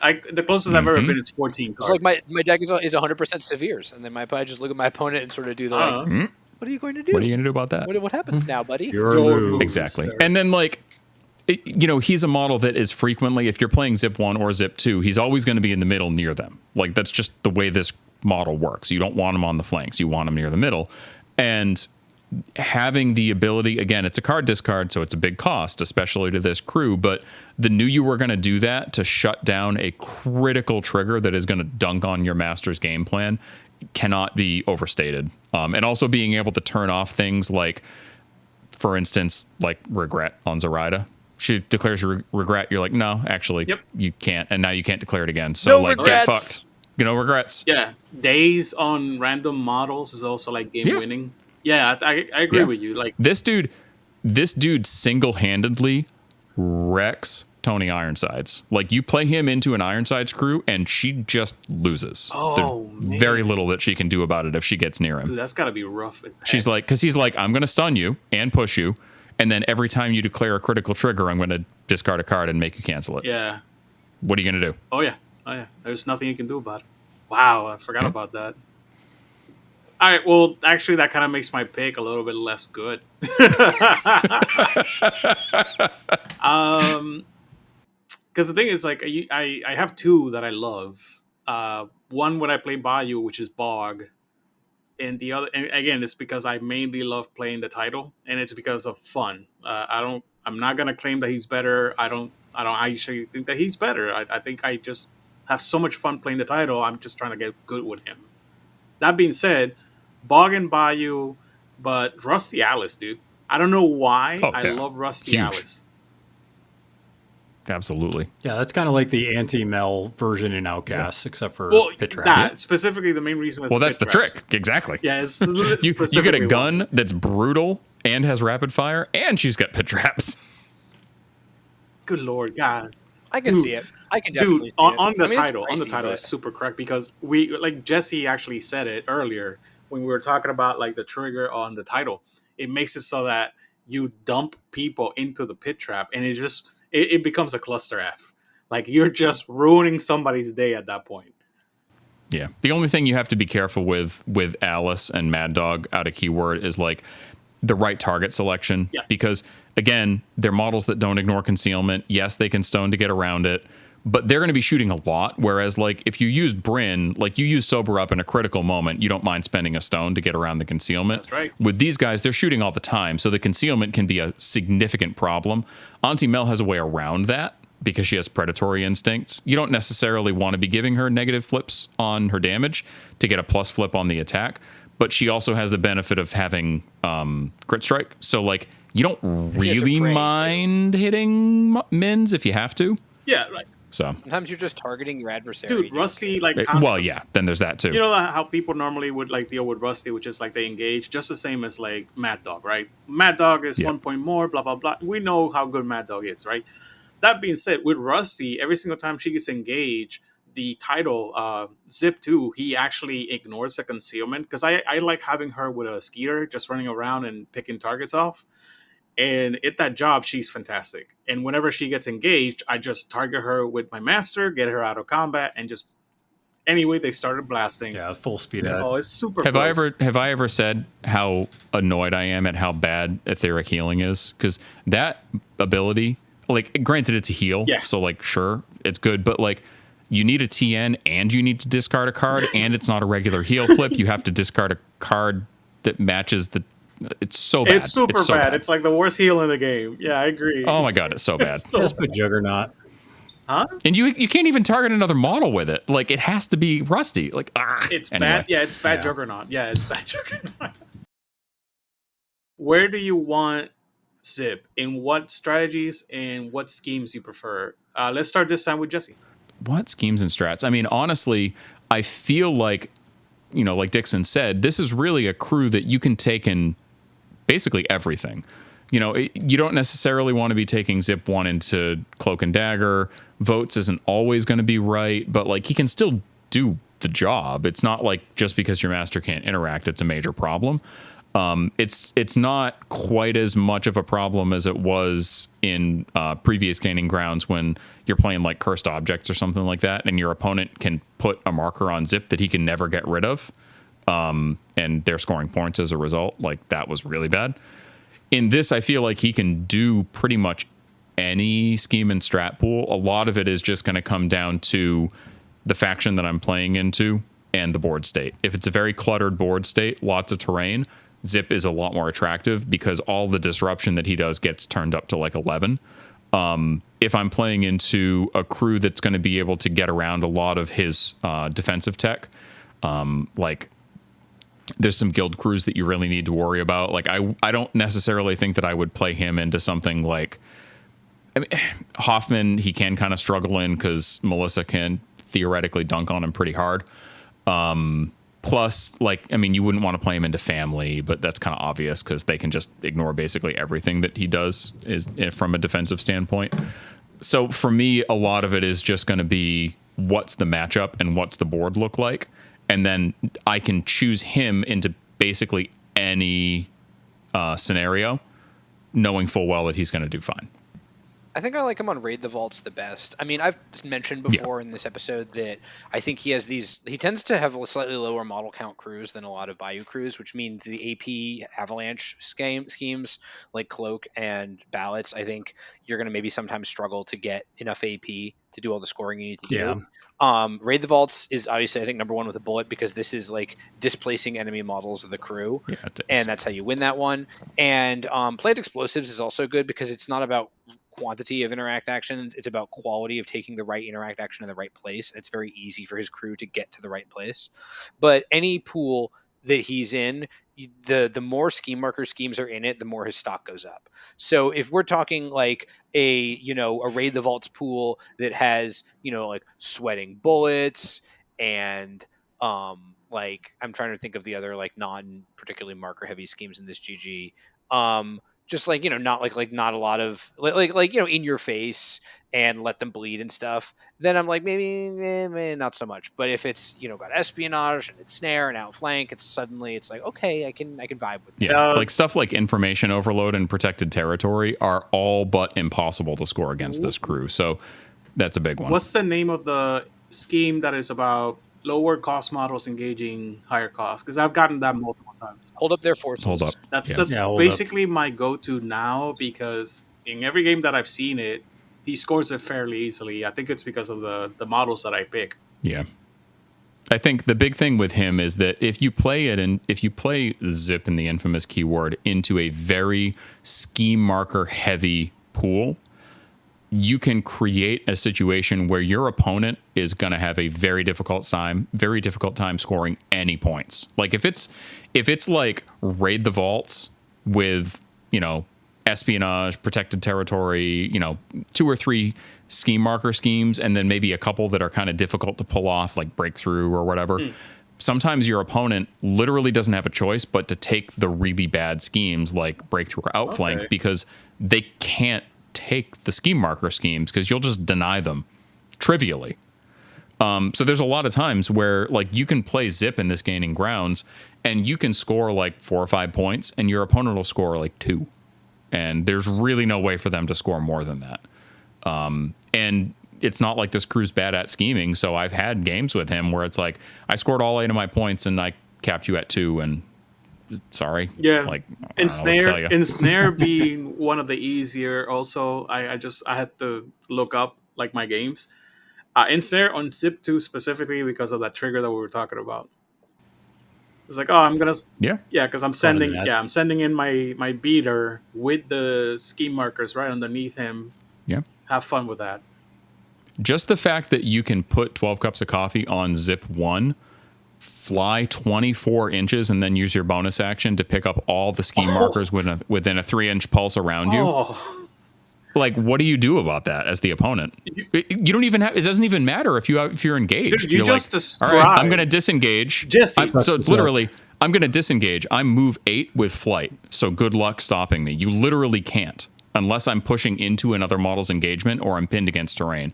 So I disengage and then I walk twice and I pulse to remove scheme markers. And that was the only way you were going to score. Jesse, you just described basically like reaching across the table and slapping your opponent. Because that is so painful. It's disrespectful. Oh my God. It's disrespectful. Like the amount of setup that it takes to get some of these schemes to work. Like there's a bunch of them. Trying to get espionage to work, trying to get something where, like protected territory where your your markers have to be on the center line. So they're always going to be easy for his crew to get to. They have to be far apart from each other. And then you're like, I guess you lose. Sorry, bud.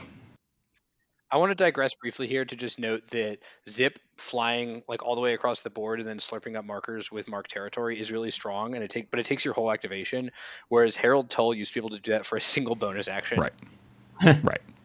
I mean, Stupid and the design. beauty Very of it glad is that that got like fixed. most of the time you don't need to fly 3 times. Like you probably need to fly once or maybe twice, and then you still get actions,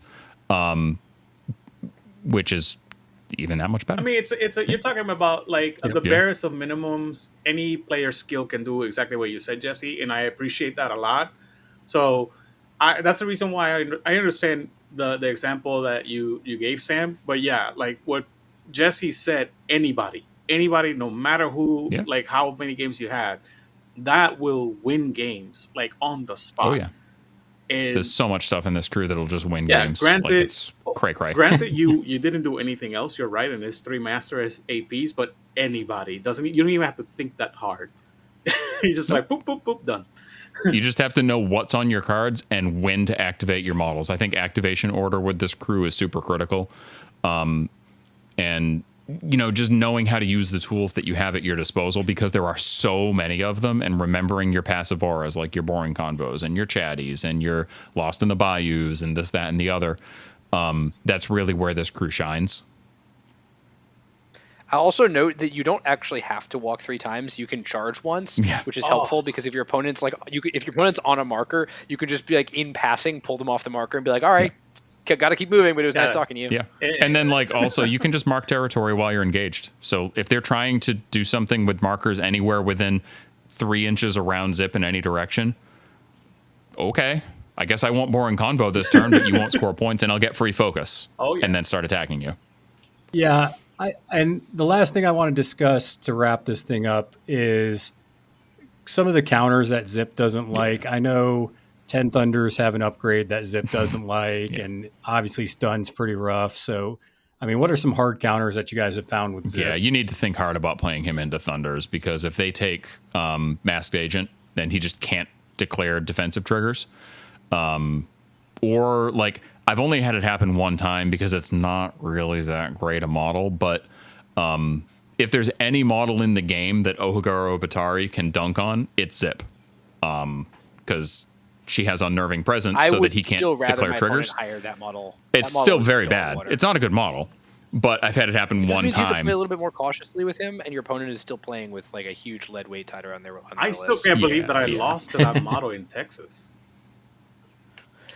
Hey, I mean, I it can think the happen. biggest weakness he has is flying enemies, because Up We Go is such an integral part of his kit, and if your opponent has a lot of flyers or has like even just critical flyers, then the fact that he really can't do much to them really sucks. Like I mentioned this previously, but just to reiterate, Nekama is a really bad Oh, yeah. matchup for OG It's probably Yeah, the it's not worst. good. for a variety of reasons. Yeah. It's not good. Probably the And worst, then- and she's really good right now, so Right. you're going to see You're her. going to see her a lot. And there's a lot I of hesitate to declare him into Neverborn. yeah, it can be a little tricky, especially because not only do you have to deal with her in Neverborn, but now you also have to deal with fucking Angel Eyes that ignores everything under the sun. And like, I don't. Yeah, that was a it's- good errata. Yeah, it's not. Yeah, job that there, was guys. not great. She's real good into Zipp too. The other thing that you do have to worry about with him is it's not just the flight models, but there's also a lot more models with like laugh off in the game than there used to be. Yep. And that is a real problem for him, because then all the stuff that he needs to do to deny points, like it's not even that he can't up we go you. Now he can't shoot you with his gun, and a bunch of his other models can't do stuff to displace you that they really want to be doing. Yeah. So that's a real problem for him. And then obviously anything that can give out stunned on a stick is going to be an issue. Yep. Also, hand pressure crews. Yeah, if he doesn't huge. have cards to cheat for showboating, and you run out of cards in your hand, you're in your card. You know, if you can't maintain that velocity, his crew falls off real Yeah. fast. Like a lot of they're basically priced because with the idea that you get 1 free cheat per model per activation.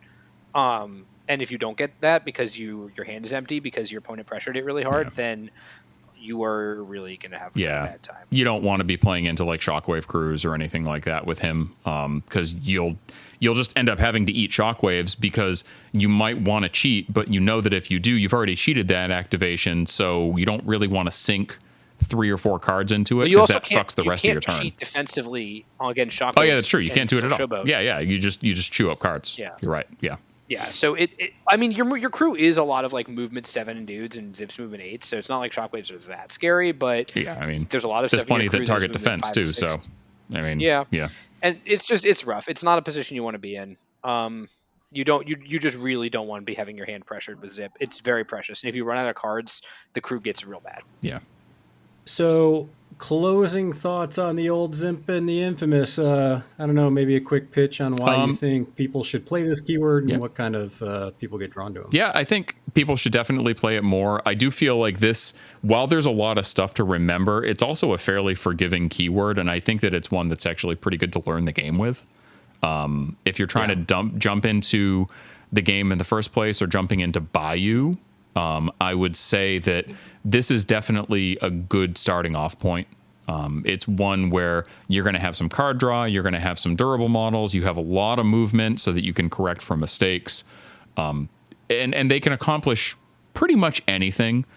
Multiple play styles within the same crew. Like, they're kind of like the perfect little microcosm of Malifaux. Mm-hmm. So, yeah, great stuff. Yeah. Play Zip. And he's balanced. Yeah, Zip's a good 50% win rate basically across Value and Outcast. He's in the top 10 still, so he gets played a lot. He has over 300 games played. Yeah, definitely. I think perfectly balanced. Perfectly balanced as all things should be. Yeah, I think that he's definitely. I think, in all honesty, he's probably one of the best balanced crews in the game. I don't necessarily think that he's always the right pick in every matchup in Bayou, but I don't think that there are very, very many situations that you wouldn't want to take him. Well, yeah, like Matucket, exactly. Which is why we talked for 4 hours about her. Mm-hmm. Well, yeah, Zip was great. I was going to say, Sam, you want to give your quick pitch for him besides he's no maw? I mean, look, no, Zip is a lot of fun. Like, he's really fun. If you are the kind of person who likes like kind of troll facing a little, he's really, really annoying for your opponent to deal with, which I always enjoy. He's very frustrating. I think he has a lot to offer new and advanced players. Like I said, he's very, very high skill expression crew. But I think that even if you are just getting started in Malifaux, you can do a lot with him because one of the big things in Malifaux that I think punishes players is when they overextend to get a kill. And Zip's whole thing is that he lets you get kills without overextending because he abducts people. And so just like mastering the Zip sort of abduction follow-up gameplay, I think teaches you good habits as a player. So I would recommend him very heartily. Yeah, if you like trolling your opponent, he's definitely good. There was a game I played against Chris Leopard where he was playing Anya 1, and Anya 1 literally was chasing Zip around the board. There were blast-off triggers everywhere, and she could not kill Zip. It was just like the Roadrunner and the Wile E. Coyote. Yeah, that's hilarious. A tough that matchup for Anya, too. You think you're fast? If there's anything that Anya doesn't want, it's to be engaged at 2 inches because her card just doesn't work when that happens. Like, nothing works. To be fair, Anya 1's card doesn't work ever. Oh, stop that. I've been having a ball with her. She's awesome. She is awesome. She's like kicking ass in this GG. Yeah, I've been... I'll try Anya 2 more. I think Anya 2's got it. Fair enough. But anyways. All right, well, let's do some quick plugs here. Sam, what do you got for us? I know you got a couple things going on. Well, obviously, I'm from Danger Planet, so if you are listening to this, and hopefully you've heard of Danger Planet, we do a lot of great Malifaux content, so just check out our channel on YouTube and our Patreon, Discord. We got a lot of community, and we also have our Danger Planet GT coming up in July. It's going to be the weekend of July 19th, 20th, 21st. It's going to be in Boston, Massachusetts. We got $1,000 to the winner. We got various different painting prizes, sportsmanship prizes. We're going to be running side events. There's going to be karaoke, lots of cool things happening. So you can get more information about that on our Discord. So check it out. And then Jesse, what do you got going on? So definitely take a look at the Boring Conversation podcast feed. We have some new stuff coming down the pipe pretty soon. Had a kind of a lighter release this month. Had some fun with the Steam Powered Scoundrels folks talking about the current, I guess at this point it's probably just about wrapped up global campaign. The Echoes of the Breach, I believe is what it was called. We had a great time talking about that. Yep. I think that wraps up the 31st, right? This is the last week to get games in. Yep. So if this comes out Go in try time, Chi. yeah, go try Chi. If this comes out in time for anybody to listen to it and get some games in before the end, please do, and definitely support Try Chi because that is the best Nia. How can you see that art of like beach margarita Nia and not just immediately pledge allegiance to the I Bible? point you to the Students of Conflict. Doug is so upset about the historical inaccuracy of margaritas. Apparently, during that Blind time frame. demons It's a big thing. are okay. Look, just like the Soulstones changed Earth's history in all kinds of ways, and the invention of the margarita in the early 20th century is one of them. Yep, that's it. So yeah, check out Boring Conversation. Also, I will be in attendance at the Danger Planet GT. I'm going to be on the judge team, so looking forward to hanging out with some folks and having a nice, relaxing weekend there. Nice. Also, if you're into other nerdy stuff, I've actually just been doing a couple of additional guest spots on a friend's podcast. And have kind of stepped in as substitute host while one of them's out due to some surgery recovery. It's called Chip's Groove Radio, or Chip Groove Radio, rather. It's a podcast where we talk about and review video game soundtracks, which is something that I am actually very passionate about. I have a deep love of video game music. I've been to see many orchestral performances of songs from the Final Fantasy series. I think I've been to the Distant Worlds concerts probably, 10, 11 times at this point in my life. I've been to video games live a couple of times, and I fucking love video game music. So there you go. Oh my god. If you guys have done Octopath Traveler, either Not game, yet. brother, that is, oh my Not lord, that is a soundtrack. The ones that we did most recently, my first guest spot with them was Bastion, which was a fantastic soundtrack. Great one. Great game, too. Yeah. Then we did Chrono Trigger, which is like arguably the best video game OST ever. Then we just did Doom 2016, which was an unbelievable amount of fun to cover. And that is a like trend-setting soundtrack, too. It's huge. I recommend, if you haven't, check out Golden Sun. Oh, yeah. Very underrated OST. Yep. And then the one that we just recorded last week was Legend of Zelda Breath of the Wild. Okay. So that one should be coming out this week. I still put my vote for either Octopath Traveler. Fantastic. It is probably the best soundtrack in the last 10 years that I've listened to. Mm-hmm. I'm a big fan of the Gregorian chant in Halo. I'm just saying. Pretty good too. You're making fun, but that is. Oh no, I'm curious. That's good stuff. I'm all about it. Needless to say, we have More quite the Gregorian backlog of OSTs that we'd like to cover. But I think Golden Sun, Octopath Traveler, and honestly, Halo is a great one too. Mm-hmm. So yeah. All right. Well, I want to thank you all for coming on. We officially did this in half the time of your Mawtucket episode. So congrats to everybody on here. Yeah, we're good. I mean, Sam and Jesse are very knowledgeable, and I happen to be an ass. So yeah, that's fair. But until next time, make sure that you guys are flipping cards and flipping tables, and we'll see you all next time.